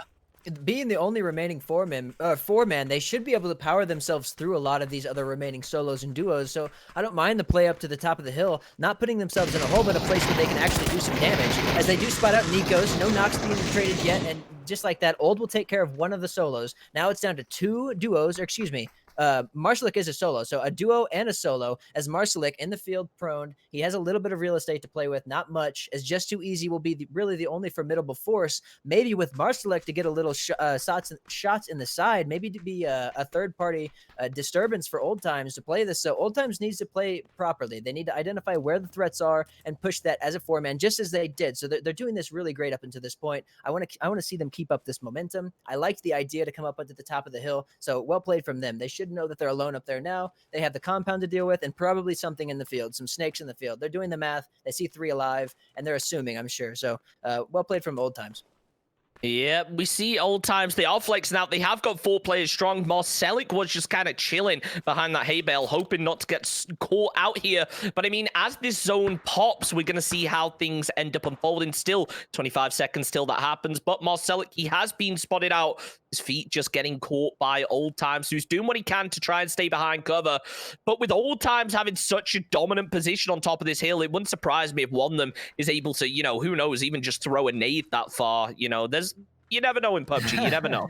You never know, that's for sure. I mean, I'd like to see a vehicle sent in neutral, maybe to run over the hay bale. We'll see what happens. But yeah, I think we're going to listen into Old Times and see what they do in these in-game situations when they have the distinct advantage. Let's listen in and see how they play these advantages. Seguinte, velho, pode ser. Eu tenho uma granada, esse é meu... Aonde ele tá? Aonde ele tá? Meu ping. Tá. Eu vou descer a gente tomar a Just vai comer em cima. Não, meu ping, velho, no 2. A gente tem smokes, velho? Não tem. 4. Tem smoke num loot, tem muito loot por aí por causa de vocês. Tiro. Não vejo. Vou fazer nade. Cuidado à esquerda, pô. Eu tô segurando aqui em cima. Tô ligado, calma. Mano, tinha smoke aqui na esquerda, tem que acertar desses caras aí, pá. Morreu. É só mais o Just. Voltando pra cima. Fala no meu ping. Na minha marcação. Atrás da árvore, no meu bingo 3, velho. Vem. Fiz a flash, fiz flash, fiz flash. Atrás dessa smoke, ou na Na negativa, na negativa. Esquerda, calma. Noquei. O outro tá lá no cima, o outro tá fundo esquerdo, o outro tá fundo esquerdo. Descendo um pedaço. Calma, já vai jogar. Boa, lindo. Toma caralho, porra! The excitement coming up from old times there as they do pick up a nice win coming from the field as well. I mean, I like the play. It was creative. They put themselves on the high ground and really took a dominant approach to the end game there. Granted, they had the advantage, but you saw they played it together and they were super hyped to win that game. I love to hear it. So nice job to those guys. Yeah, nothing better than that cheer that teams put out at the very end where they do pick up a chicken dinner. But beautiful play from them there. Amazing zone control towards the end. But, I mean, 8 kills, nothing to be ashamed of. And I got to say, a very brave play to be able to, you know, just send it in to the top of that hill. Super aggressive, super early. So very, very well played from old times. But, ladies and gentlemen, we will take a very short break and we will be back with our final game of the evening in just a couple minutes.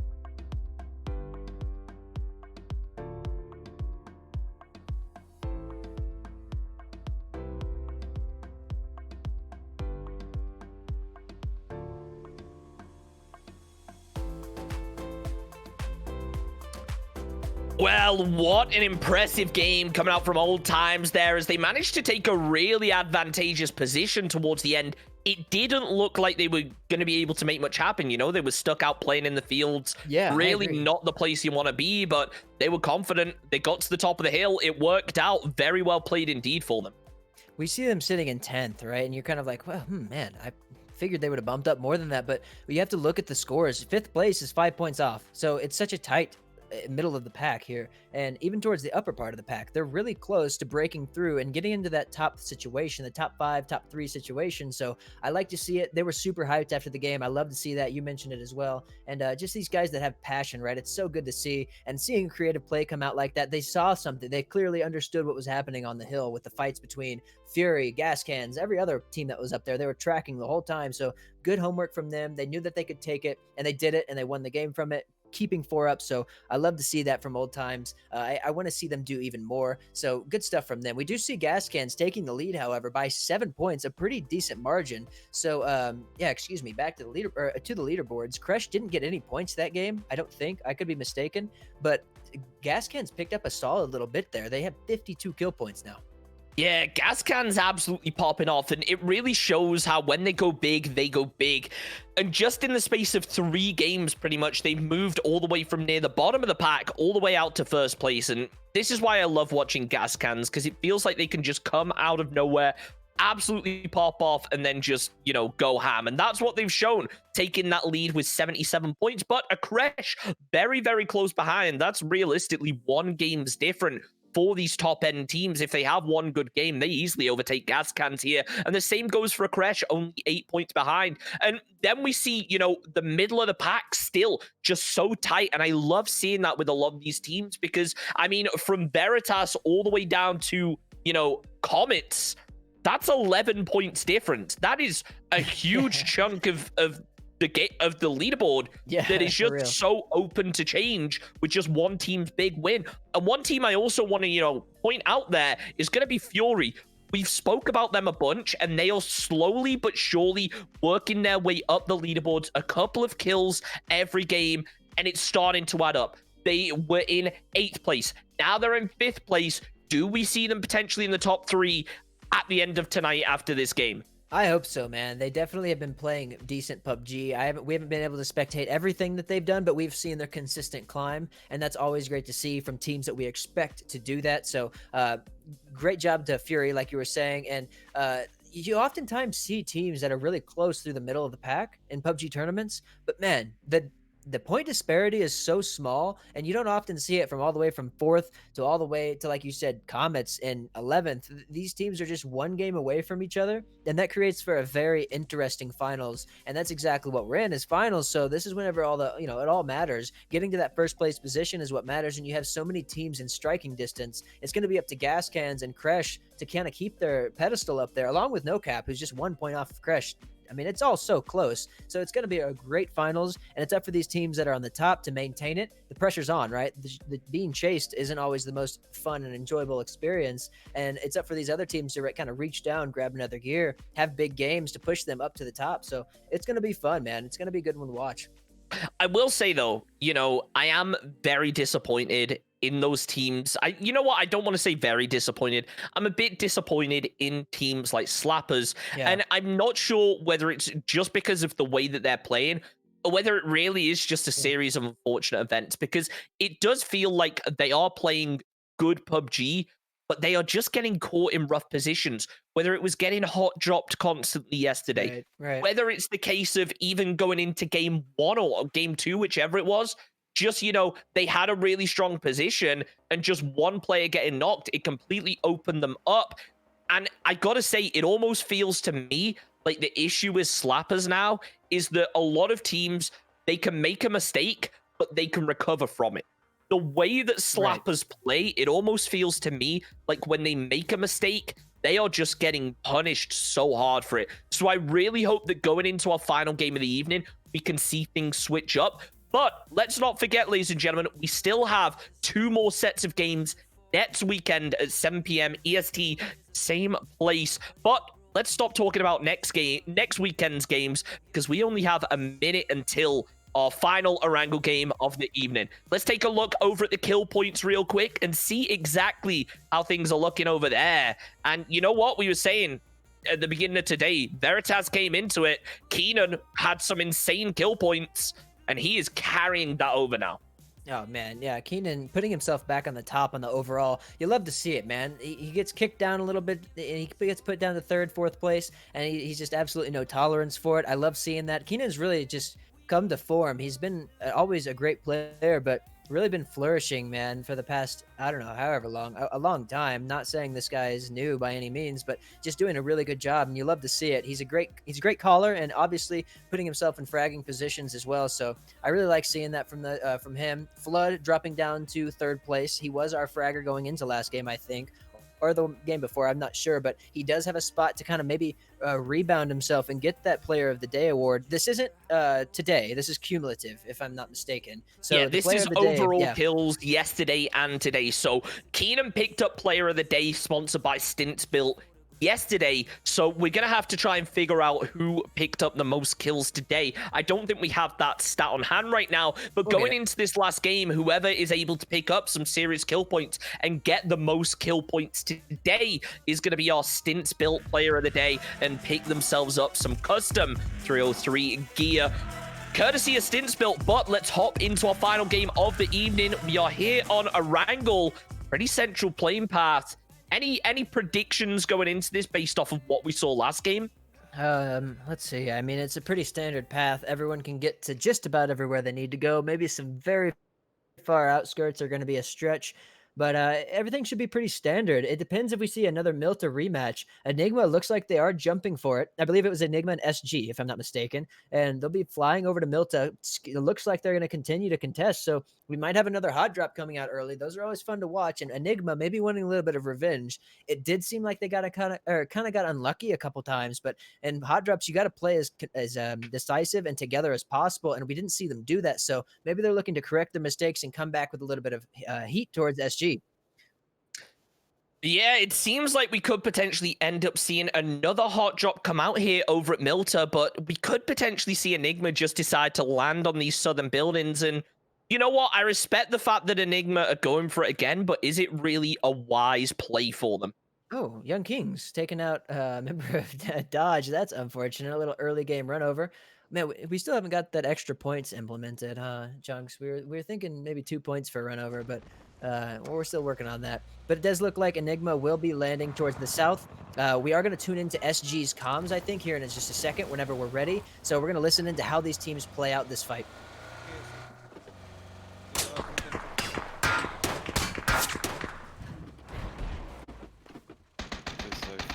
¿Noticia en la casa garage? Nos cerró encima.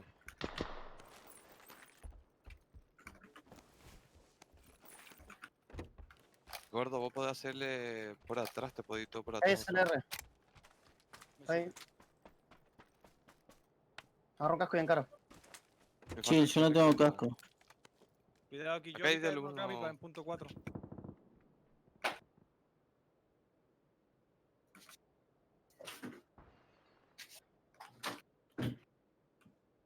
Tengo una mierda, ¿eh?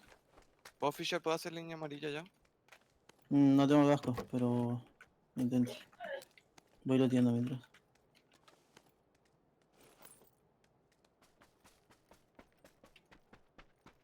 Ay, yo no tengo chaleco. Capaz que nos crucen casa garage, no creo que son tan guamba, pero bueno.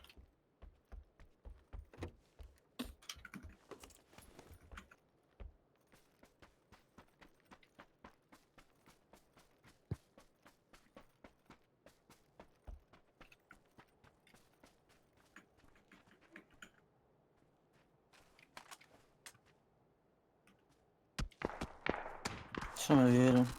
¿Te vio? What the fuck, ¿qué mierda estoy clavando mira por acá? Sí. Con mira larga, si no lo pongo. Capaz cruzaron estos locos acá. A mí falta de guerra.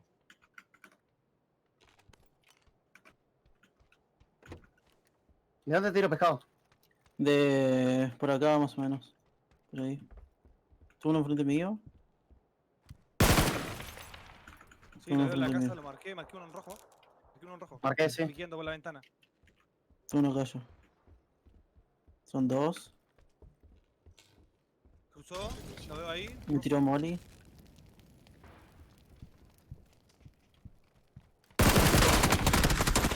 Me comieron ya, boludo. Tengo uno abajo. Me vio el otro. No, no, pero están por atrás de ustedes. ¿Te pega esa? ¿Te subió, Fisher? Sí. Sí, están todos abajo mío ya. Tengo una de todo. Yo tengo 3 minutos.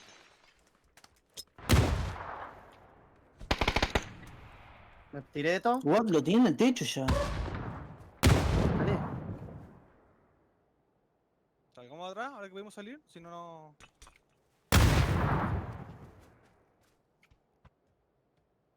Yo estoy rata en el techo, por si quieren venir por izquierda. Tranqui, vamos a tratar de hacer una baja de lejos y... Si nos sale la baja... Randy, la espalda, ten cuidado. Dale. Mucho abajo. Mucho por izquierda, yo uno. Dos.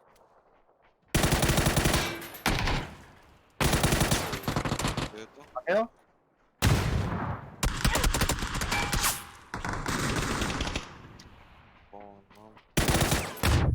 Nah, mira esto que me tira sin querer, man. Qué ojete que tiene, boludo. Por el amor de Dios.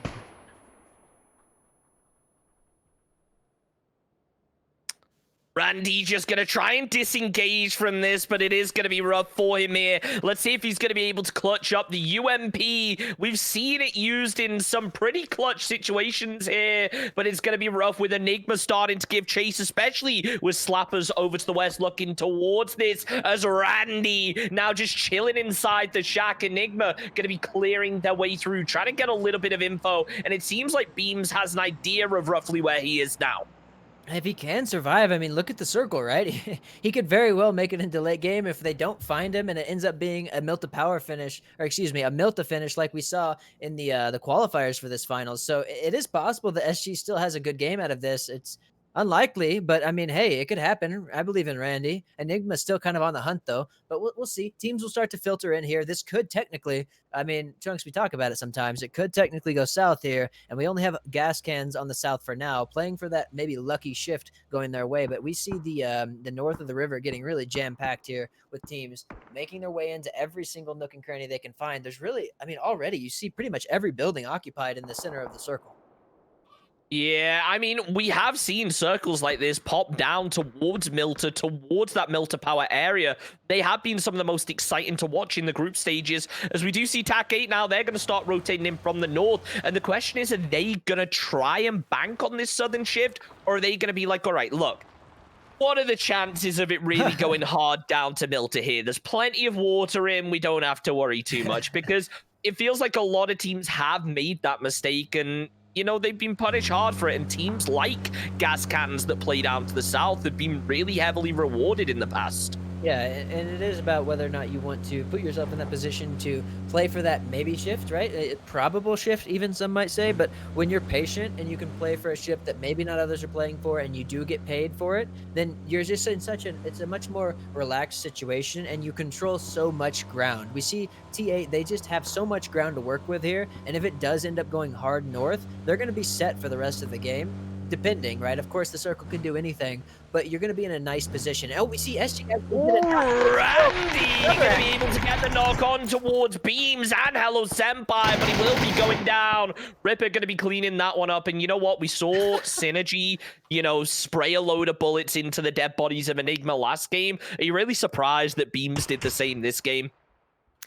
I mean, not at all. And I know Beams, right? So, but yeah, I mean, good job from Enigma coming back, taking their city, and went right on top of them. So they did get paid for it. So they're feeling good, man. They're on top of it. And I like to see that. The resilience coming out when you can actually back it up. So a little bit of a scrap coming out from Veritas and Young Kings, though, as I think KF9, our last member for Young Kings, as Veritas is on the hunt. Yeah, Veritas looking for this, and Keenan with a beautiful headshot with the SLR takes him down. Young Kings going down in 15th, and that's very unfortunate for them here. But, I mean, Veritas, we said, you know, they were at the top of the leaderboards or near the top of the leaderboards coming into today. I can't remember exactly where. And Yeah, now they were it's just a case of them trying to add some more kills and work their way back to the top as Guadalajara Gascan's going to be moving across the bridge to potentially try and bank on that northern shift. The issue is, though, Slappers have a really strong position up to the north of them. So for the time being, they're just going to be forced to kind of play this gas station and almost pray for a hard south shift, potentially over towards Milta here. Yeah, I think Adam maybe DC'd. He's back now, but he is quite far away from his team. He'll make it. He's got the long flank, you know? He's got the flank. So, yeah. They'll make their way across, surely. As a fight does break out between Old Times and T8, more just rotations, but nice shots coming from William. That is a heck of a spray there from that guy. Out of a vehicle, too. I think they'll be able to get the res on it, but really nice shots from William. He's running the bolt, too. I'd love to see a follow-up, maybe, with some cracked armor, some cracked heads. So, nice shots from that guy, and really good, like, just control of their space. Is T8, they're doing exactly what we were talking about, taking the space that's given to them on the north, the quote, lower priority of the zone, and they're making they're making do with it, and they're doing a good job. Yeah, nice shots landing out from Steezy now, trying to connect on the players as they disengage from this fight.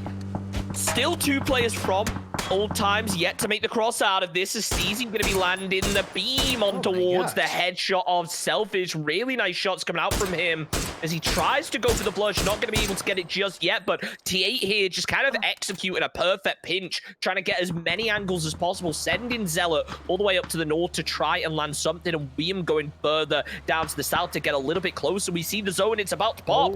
And wow, you know what? This is similar to what we saw in group stages, and, you know, in groups, we saw this shift over to Milta. So who knows? This could be a very messy zone because we almost see all of the teams over on this western side here. So definitely expect that kind of crush factor we see in all the time when a circle hard shifts like this, where a lot of players potentially going to go down to the rotate here, as we do see a crash. Kaishan, he's only on 5 HP, but that's not going to stop them. Dietrich gets the knock on towards King as he tries to take down yet another, but the seat swap coming out. Trade from Michael here as he takes down yet another one. No, it was actually later with the third party. As Michael takes down Kaishan. I mean, 3 players left up for Veritas. They're going to be trying to get the res on towards Dietrich. That is not great for a crash now, as Gazira going to be moving far away. And Dodge, after that third party, going to be trying to pick up even more kills over on towards Veritas now. And it's like jousting, man. These guys are just drive-bying each other as packs of 4, and that's going to be Crash, our second-place team, actually getting down to 1 member now. So tough for them, but they can still make something out of it, as Oldless does get a knock onto Hambino. But these teams, they're making the great migration into this zone. This zone is very familiar to these teams. They understand, okay, now this is like quite a shift, right? But they get what's going on for the rest of the game here. As Crash is going to be eliminated, that's our second-place team. So this allows teams like No Cap to work their way up above them, and No Cap is in a great spot as 4 to really push up to the second place, first place position in the leaderboard. Yeah, we've seen a lot of very strong squads come out of this position. As we do see ATC now, it feels like it's got to the point where teams aren't even attempting drive-bys just because they know how badly they've ended for some squads. And I don't have a clue what the hell just happened with Drassel there. Oh, no, it's actually Gascan's going to be making a push in towards Slappers only. Drassel going to Molotov himself by mistake. I'm assuming he tried to throw it out of the window there, but that's pretty unfortunate. Oldless going to be able to pick up the kill, and Gascan's with a really nice execute, punishing the mistake. Down goes Drassel. Sophia, I believe, is the last player up for Slappers only now, and Fury are very close to him. Yeah, he should be a little bit nervous. Fury is just a 1-1-1-1 here, and they have a lot of control. Gascans is, those logos are nice and big. You definitely see where Fury is here. They're the black dots, and Gascans, they're surely going to want to spread out from here, as I think they still have all 4 members up. I'm trying to figure out, are they all in this compound? Am I blind? I think, yeah, they are. Oh, on the roof, actually. Nice shots from Flamey with the M249. The M249, we love to see it coming out from No Cap. I'm pretty sure we saw them rock this yesterday and pick up a win out of it. As Beamy, he is split from the rest of his squad. The rest of them going to be off to the northeast as Ploop now going to try and move in towards this. Flamey taken down low, goes to pop the med kit, but Veritas going to be looking to try and pick up the kill here. As, I mean, this is so nerve-wracking here for No Cap, as they have Flamey as that solo player. Keenan all the way across the way, going to be taking shots over towards Flamey's position. position, especially with Enigma third partying on towards the rest of NoCap now. This is going to be rough here. Ploob doing what he can from the southeast to provide Overwatch support, but these teams, they are going to try and make a push on towards it. Nice shots coming down from Ploob on towards D-Treats, but he can't quite finish the job as Michael preps the nade. Is it going to be enough to land? Not quite, as Flamey now just playing very, very carefully. Oh, and he just has to be careful taking too much damage here, opening himself up to the members below, but he has such... Oh, no, he doesn't quite hear... Oh, nice trade from D-Treats. Nice nade, man. That's exactly what I was talking about. Taking that little bit of damage puts him that capability to get one shot by those grenades from the guys below. So nice coordination coming from Keenan getting on the off angle, and these guys getting the flush on Flamey. That's going to be a 3 versus 3 now between NoCap and Veritas, and we'll see what they do as this next circle goes further east, and this is going to be a typical Melt to Power ending now. All of these teams are familiar with this zone. It's just about getting into it. It is a hard zone to get into. Yep, and a lot of these teams going to be kind of crushed in as the circle does shift over to the east. We've seen these circles in the group stages. They are not fun for any of these teams to play. There is just so little cover, as we do see Enigma here. They're going to be making a push over towards any trolls in chat, but ATC, they're aware of it as the free fire coming out from Melon is going to be Norkis that gets the knock on towards Hello Senpai. Nade coming out from Ripper, tries to take down Light Show. It's not quite going to land. The Slapper's only going to be getting eliminated. Enigma, 2 players left up. Nice headshot landing from JR over on towards Light Show. Gonna try and land another with the nade as now the red zone pretty much coming in over on towards ATC, but Enigma are struggling. They're getting third party from range, and T8 up the hill are gonna make it even harder as JR gonna be going down. Ripper the last one up here for Enigma as now shots just raining down left, right, and center. The smoke's gonna be a bit of a saving grace for now. The nade, man. He had the 1 HP stick. HTC 4, man. I mean, it's a 1v4 in this situation. Ripper, he's getting another nade right on his face. Does go a little bit long. He's going to get the first aid off. It will heal about a half, but man, this is going to be tough for Ripper. As soon as these smokes dissipate, you're going to have ATC all over them. But Tactical 8 up above them, they could look for this. If ATC gets too overzealous here, they could get knocked.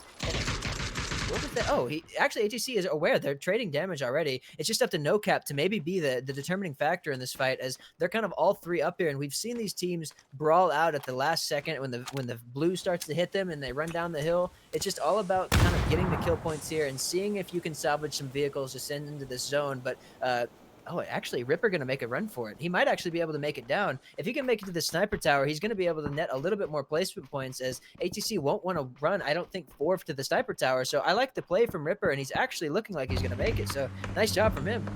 Comets here, going to be making a rotate through the middle, getting lit up from all different angles, and oh no, they crash into each other. Monty going to be running in towards the rock as Comets now just going to be forced to play this little ridge. Him and going to be going down. Kodak Kid takes down Monty as now Hikeman, sorry, I keep getting that name wrong, will be the last one standing here for Comets. He's playing this dip, but it looks like Icy wants to start flex now, and potentially Nade's going to start landing down to try and finish off this kill here. Yeah, Icy knows. They all have a good idea here, and I guess they might be putting together that it was Comets. Nades are so hard to just one-shot people anymore, right? They used to be pretty decent for that, but at this point in time in the game, you kind of have to coordinate your nades, as we saw last game. But I think it was just too easy pushing out of the compound and throwing like 5 grenades at once. That's the great coordination with the nades. But yeah, this zone donutting again. So this is going to be not a lot of changing going on here, as these teams that are in the central position with the circle, with the buildings, they're going to have the very distinct advantage, as everything else is pretty wide open. Yeah, we're going to take a quick listen into Fury now, as they will start to prep their rotate in towards the zone.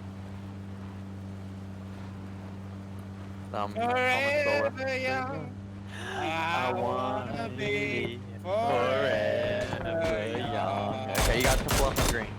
Do you really? Oh my god, you just got donked. No. You res. Smoker. I keep singing!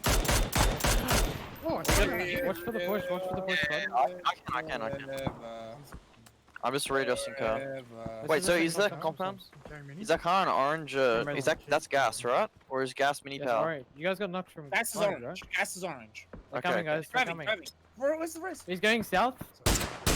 Nearly knocked the top one. One's driving next to me. Yes. He's one tap. Still driving. Is he still driving? Yeah, he's on 1 HP. He's 1 HP. That's why. He caught up. So can we go just fucking kill him in a vehicle? Just driving him? Right. You guys see this car on my mark? Yeah, there's no one there. It's very odd. I don't want to leave. Are people shooting from mini? Yes, yes. Yeah, I'm getting shot. Are you peeking the orange? More people, more people, more people. Blue bunker. Wizzy. He's going through. Oh wow, they actually are doing that. Is he already there? Yeah. He's on the backside of it. He just vaulted inside. Smoking. I'm watching the far guy to the east, guys. I'm watching east. Yes, I'm anything to watch west. Oh, he's driving. East guy's driving. 6 off blasting. Medkitting. 20 seconds on medkit. Oh my god. Is he up? That guy is Yeah, close, guys. Got double naded. Close west. I'm flash as fuck. They're pushing close, yeah.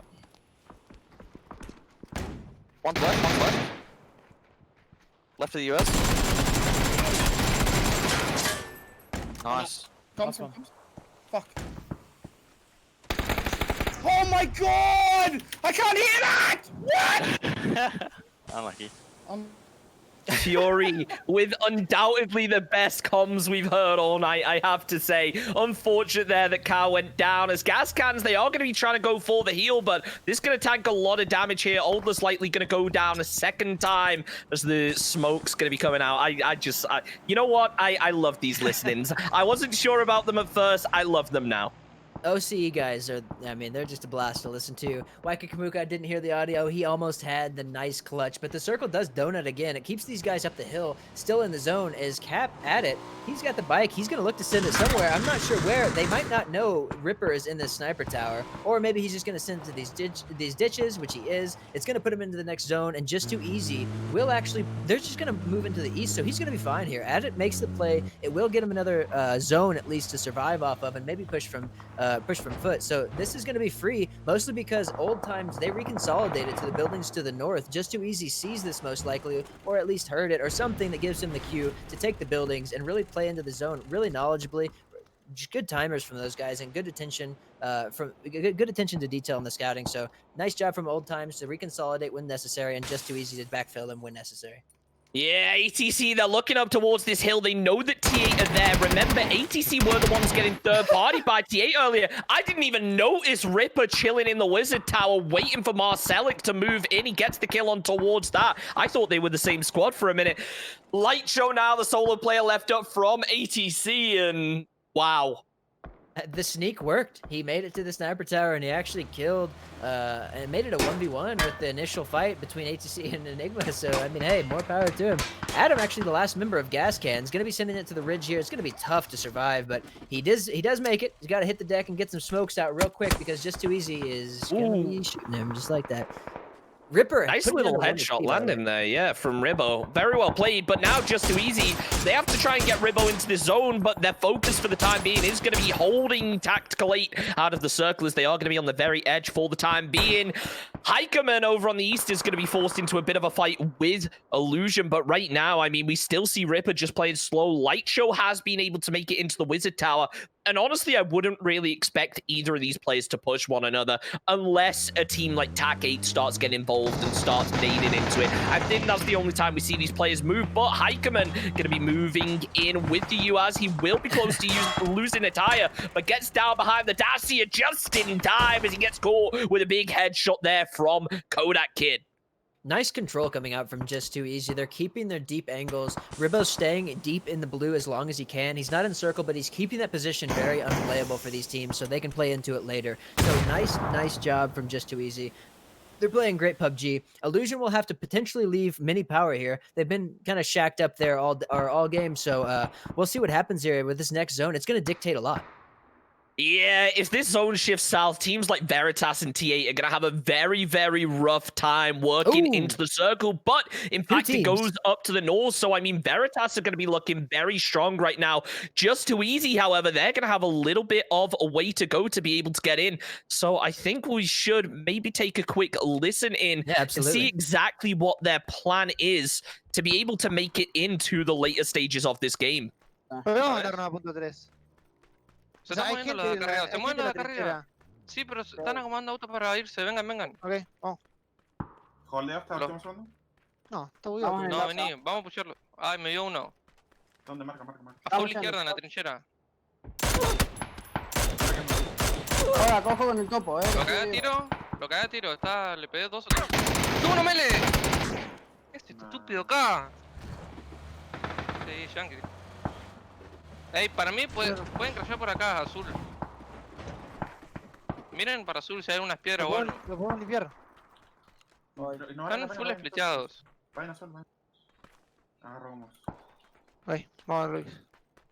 Buscan algunas piedras o algo ahí para jugar. A la casa se nos ve todo de arriba, ojo. Mira vos, era una rata, boludo. Okay. ¿Tenés que ir de más, Luis? Sí, tengo uno, te tiré abajo mío. Kodak, anda vos. No. Anda vos a buscarle a un cover o algo. Arriba, me quedaron. Me voy a curar. Es jugable, punto azul. Se tiene que curar de arriba nomás. Me curo y vamos, Capi. Dale. Se debe cubrir de arriba nomás, Kodak, no tengo smoke. Ah, sí tengo smoke, Yo tengo 4. Llego y cargo una. Acá nomás. Tranqui, Kodak que smokea. Ok, yo tiré una por las dudas. Just too easy. They managed to make it over in towards this dip, but now TAC8 are going to be up on this hill looking to try and punish. We did see NoCap get eliminated as well, so, I mean, this is rough for a lot of these teams because it feels like old times just too easy, and Veritas the only teams actually in as Freemy Please getting absolutely pinned down from all sorts of angles. We do see Ripper, he drops down, TAC8 with the shots, but it's going to be Song Shing that cleans that one up just too easy, picking up yet another kill, and now Light Show absolutely pinned inside this Wizard Tower. Zone gonna start moving in on him. Zealot here with a super low vehicle trying to make it in just for a little bit of extra cover, but Michael up on the northern side for Veritas is gonna be keeping an eye out for this, and I think the T8 are aware. They are, and T8 only has 1 kill here, now 2, and this is their time to really come alive. They're sitting on four members strong. They have good utility, good armor. This is their opportunity to really net the points from this game. As Lightshow, almost. I think Lightshow is putting in some work over there. He does get taken down, but that'll be just 1 remaining member. Or no, excuse me, they're going to get the res. So 2 remaining members from just too easy. As Old Times actually pushing out of the compound to try and get something onto that before the res comes through, but they aren't going to quite find it as 97 will go back, and T8 gets, oh man, the shift from heaven as they're going to be able to keep their high ground as everyone is forced out of their compounds, their nooks and crannies. They're the only team in the circle right here. And actually, Hikerman able to stay alive. I think I saw him running through the field earlier. So, I mean, this guy's done a great job of staying alive. And I don't know if Old Times really knows about him, but he could be a thorn in their side as 97 gets a nice opening out and it's just too easy. And just like that, it's going to be a push for Old Times to sweep around the left side, clear out a side, so they're able to really play the full circle. And that's the only way any of these teams are going to have a chance to fight against T8, because T8 has so much control. You need to be able to split their angles. Yeah, and I should also point out, as we were in on the Just Too Easy comms, Freemy over on the east managed to clean up like 3 members of Veritas, which left Michael as the final player up, so he just absolutely ruined their game. Very well played as the Molotovs will start to land down. Hikerman going to be going down to Zealot up on that northern side. Long-range shots coming out as he's not going to be able to make it in much further. Old Times, they need to start making a push up over onto this ridge, but they have to be cautious. Just Too Easy over to the west as they start to get pinned down by T8 now, and it looks like Old Times deciding to go with an old school strat. Hopping in the UAS, going to be taking that in towards the zone a little bit. Exec's just down the hill trying to get eyes as he sees the Dacia, spots out Zealot, but the shot's not quite landing.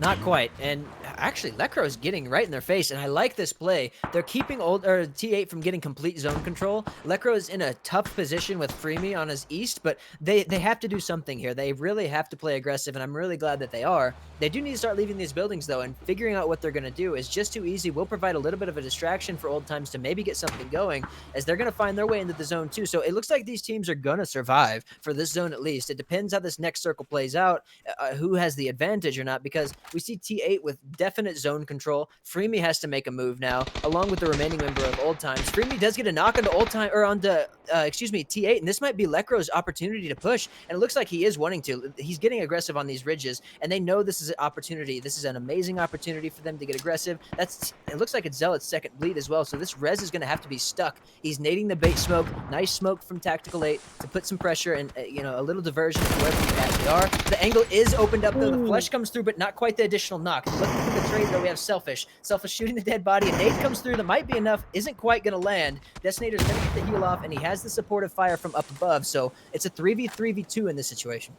T8 do have players up the hill providing some support, but let's not forget that Just Too Easy could potentially move on towards them and ruin this. As now the shots do start to open up, William going to return them. This forces Just Too Easy back down the ridge, but T8 can't shift their attention back to old times just yet. Desi going to have to play as a solo for now and just hope that he's able to hold off this push. As old times, they're going to send 97 in towards the zone. William watching up to try and find low key, but Just Too Easy going to be playing these ridges very smart now. Potentially 97 could get eyes on towards these players behind these ridges, but Steezy just raining down fire on towards old times. Detonator should be able to use this as a bit of info now, but realistically, what can Tactical 8 do to get into zone here? It's tough, man.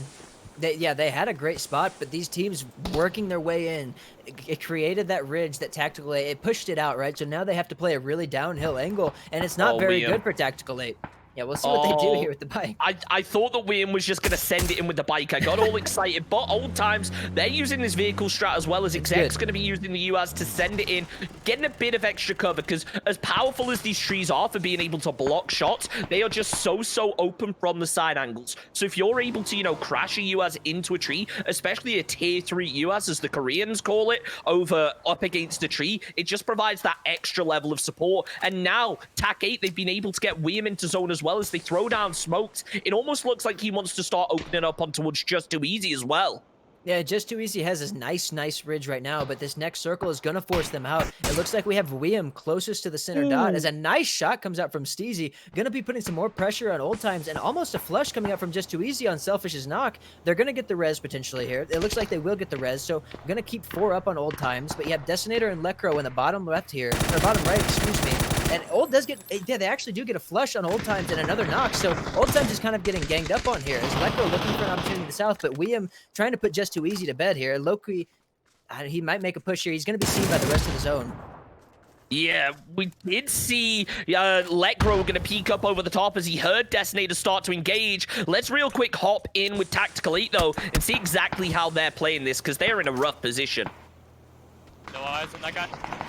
Hold right behind. Edge down east. 105. 1 HP. He's low. Play back. I can support. I'm medding, first aiding. He's on the closest tree. Stunned it. Still too low. My mark, orange. Both of them are staying low. Down him. Nice.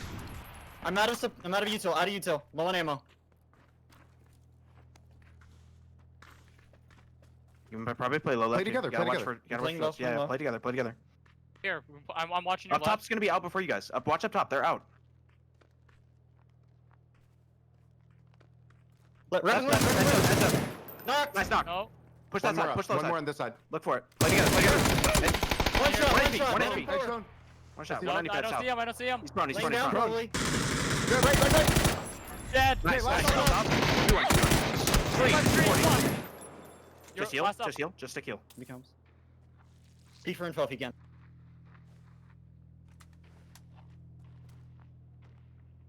That's that tree.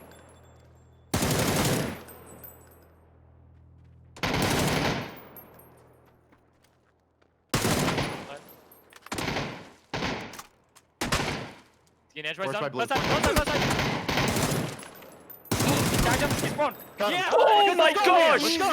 He had 4 bullets left in his gun and is somehow able to clean that up for TAC 8. That is so impressive there. With 15 bullets left, he takes the 1v1. Very impressive indeed. That was awesome. Yeah. Wow. There was a really great end game there. Really nice communication from TAC 8 too. That was awesome. Really good input from everybody there. Giving him comms when he needed them. Giving him crucial comms when he needed him. That was great. So really well played from Tactical 8. That was really clean. I love seeing stuff like that. What a beautiful little aim battle coming out there towards the end. That was absolutely insane. We do have William in for the interview. And William, walk us through how you played that towards the end there. Basically, we knew it was kind of like a scuff position because we were kind of playing on like down the open hillside, and we had both teams that were also looking to look for us. We were just trying to like play safe, try and put pressure out onto either of the teams to force them into each other and look for opportunities to be aggressive on that. Yeah, Yeah, nice, and man. I You mean, guys, go ahead, Chunks. I mean, like a 9-kill chicken dinner coming out there, where it almost felt like earlier on in the game, you maybe didn't have the best position. A lot of teams banking for it to go far down to the south. How did you guys kind of manage that gamble and, you know, go from having what was a very open position where a lot of teams in the compounds would have been able to do a lot of damage to, hey, look, we've got the zone now. We have full control. Let's just try and hold out some teams here. Yeah, so we kind of knew on C1 that we wanted to play out of shelter in that zone. And then we had that little scuffle with Old Times by Prison. And we ended up forcing them away. So we had the west side of Prison completely free. And so we just kind of took control on that north side and just played in slowly from up there. Yeah, and just looked for opportunities that we had. Yeah, you guys did a great job of like playing, maybe, you know, not so far down towards Milta, not playing for the Milta shift. So I really like to see that you guys are playing really quality PUBG, keeping a lot of control and hitting some nice shots, man. I think you hit like you ripped that guy out of the UAZ or whatever vehicle it was on Old Times from quite the distance. So nice stuff, man. But there at the end game, whenever there are so many teams, there were a couple solos going off. I believe somebody, I don't remember who, somebody got knocked from Free Me, the solo. Was he unaccounted for? Were you guys was it difficult to keep track of all the teams? Because it was just chaos all of the time. So I don't know, what was it like keeping track of the teams there and figuring out who's up and where they are? So we knew at least that Old Times only, or just only had 3 left from when they Gotcha. were fighting on that other side. Old we weren't sure about, but we didn't remember seeing any in the feed, and they were sitting in like center compound. So we assumed that they were still 4 up. And even if they weren't, like, then we know that there's at least another team somewhere that we don't know about. Right. And Z even called it this probably a solo, and then he got knocked by him. So Yeah, well, it happens, right? It just happened Yeah. to be right next to him. That's unfortunate, but you know, nice rebound from that. Really well played from you guys. Yeah, super impressive indeed. And thank you very much for joining us, dude. We are just waiting right now for the final updates on the leaderboard. So I think before we go, we're just going to take a very short break. Just a shout out to all of our supporters and sponsors before we get over to our player of the day and our overall leaderboards for the end of the day. First of all, want to give a huge shout out to Fred Hutch. They are an awesome COVID and cancer research charity. Please go and check them out down at the link down below. Please, if you have a couple dollars spare, I know everyone's having a rough time right now. If you got a couple dollars spare, go drop them a donation. 303 Esports is setting a goal of raising $25,000 by the end of the year. And of course, not forgetting Stints Built. Not only are they a custom PC manufacturer where you can buy some awesome 303 mouse pads, keyboards, even custom built PCs, you know, they are also going to be providing a bunch of prizes for our most valuable player at the end of each day. So whoever picks up the most kills at the end of each day is going to be getting themselves some 303 goodies. We saw Keenan get himself a free 303 mouse pad yesterday, and shortly we will see who is going to be able to get the prize for tonight.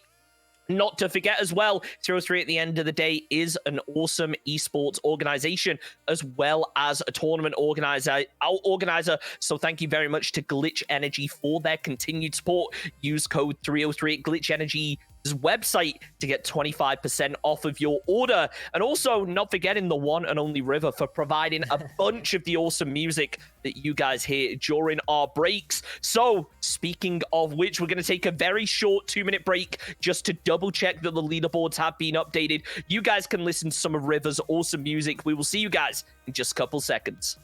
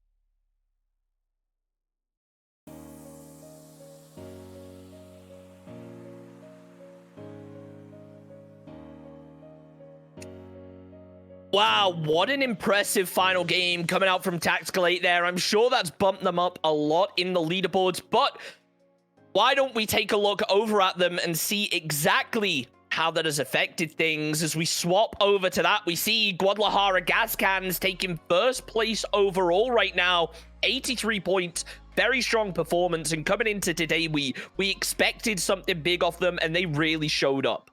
They absolutely did. Keep in mind, if you're just getting here maybe, or if you only saw the last couple games, the Guadalajara Gas Cans started today in 14th place. So they're now ahead in first place with a 9-point gap from second. Speaking of second, we have No Cap staying really strong up there at the top, with Tactical 8 moving their way up there. I mean, Tactical 8 had a good day yesterday. They were consistently into those late games. They didn't get as many kills as the teams surrounding them, but placement, placement is points at the end of the day too. As long as you're not tying, it doesn't really matter. So we see them coming out with a really nice win to send them into the next week, or weekend rather. Going into the latter half of the tournament, they're going to be feeling really good, really confident, knowing that all they have to do is gather 9 more points and they're in first place. So I love to see it from Tactical 8. Their comms there at the end were super systematic. I really thought that was clean PUBG. So really happy to see that out of those guys. Yeah, and I mean, shout out as well to teams like Akresh and Veritas. They came into today very strong. Sure, we don't see them at the very top of the leaderboard again, but after such insane performances from teams like Guadalajara, Gas Cans, and No Cap, are you surprised that, they were able to take the lead? Like, with insane wins like that, it's definitely nothing to be sad about, getting, 4th and 5th place respectively. Insane day coming out from them, and I'm sure going into next weekend they're going to be very confident in terms of their placement. They saw how well they performed game 1. Akresh as well in that Impala game did absolute work taking control of the church, so they are definitely a confident squad and definitely one to keep an eye on as well. And, the gap is starting to close, or excuse me, the gap is starting to widen here from the teams that are kind of on the middle pack cusp to the teams that are really looking to take the first place prize. It was quite literally like 12th place was in a position starting today to put themselves, well, look at Gas Cans. They were 14th at the beginning of the day. It was anybody's day to put themselves on the top of the leaderboards. But now, getting into the middle half of the tournament, you're seeing these teams kind of get more solidified in where they're ending up. And definitely it's still anyone's game. They can have 2 good games in a row and boom, they're in first place. But you're seeing these teams that are consistently performing, like No Cap, for example, they're keeping themselves on the top of the leaderboards. And then you have teams like Enigma, who didn't have a bad day by any means, but they started today in a little bit higher position than they ended up. And the gap is getting a little bit wider. So you definitely have to start thinking like, man, we got to start having big games if we're looking to win this tournament. And these teams absolutely can, but it's just all about doing it, right? Like they're capable, but you got to do it. Yep, and I mean, you know what? It feels like any of the teams that didn't perform yesterday are starting to pick it up today, and I love to see that because it really does show, in PUBG, it's okay to have a bad day. You can easily come back from it. It isn't a game. We're not in a format where it's like, look, it's a bracket. You get 1 match. If you do badly in that match, you're out, You can have a whole bad day of games. You can come back from it. Teams like Gas Cans have absolutely shown that today. And I think going into next weekend, this is where we're really going to see those teams that are more experienced playing in these longer form events, going from a position where they're like, they didn't have the best day and we were a bit worried about them, to, absolutely fragging out and consistently picking up points. So that's going to be awesome to watch. But there is one thing I do want to mention as well, is that today, courtesy of Stints Built Custom PCs, we're going to be hooking our MVP or Player of the Day up with some custom 303 goodies. Today, that is going to be the one and only Beamy, I believe, from No Cap. Let me just double check that. Yeah, it is Beamy from No Cap. He absolutely fragged out today. So check your DMs. Someone from 303 will be in touch to hook you up with your prizes. But ladies and gentlemen, that's pretty much it for us. Thank you everyone for hanging out. Before we go though, I just want to remind you, we are going to be raiding an awesome 303 streamer called Ice Prime. Ice Prime is a former game dev and a Navy veteran, broadcasting from 10,000 feet in the Colorado Rockies. He is, a proud 303 esports streamer. He is, from Colorado, one of the largest streamers in Colorado where 303 are based. So please do us a favor, guys. Go drop him a follow. Show him some love. It will mean a lot to us. But that is it for me. Anything from you, D-Rich? That's it, man. I'm looking forward to next weekend. It's going to be fun. These guys are making a heck of a tournament out of it. Yep. I mean, it's going to be an exciting one. But, ladies and gentlemen, I will see you guys next week, Saturday and Sunday at 7 p.m. EST, where we see our final 2 sets of matches and see if any of these teams can kind of come out of nowhere and take it, or if we can, you know, maybe see some of these teams cross that 100-point mark in potentially even the first game of the evening. Ladies and gentlemen, I will see you guys on Saturday.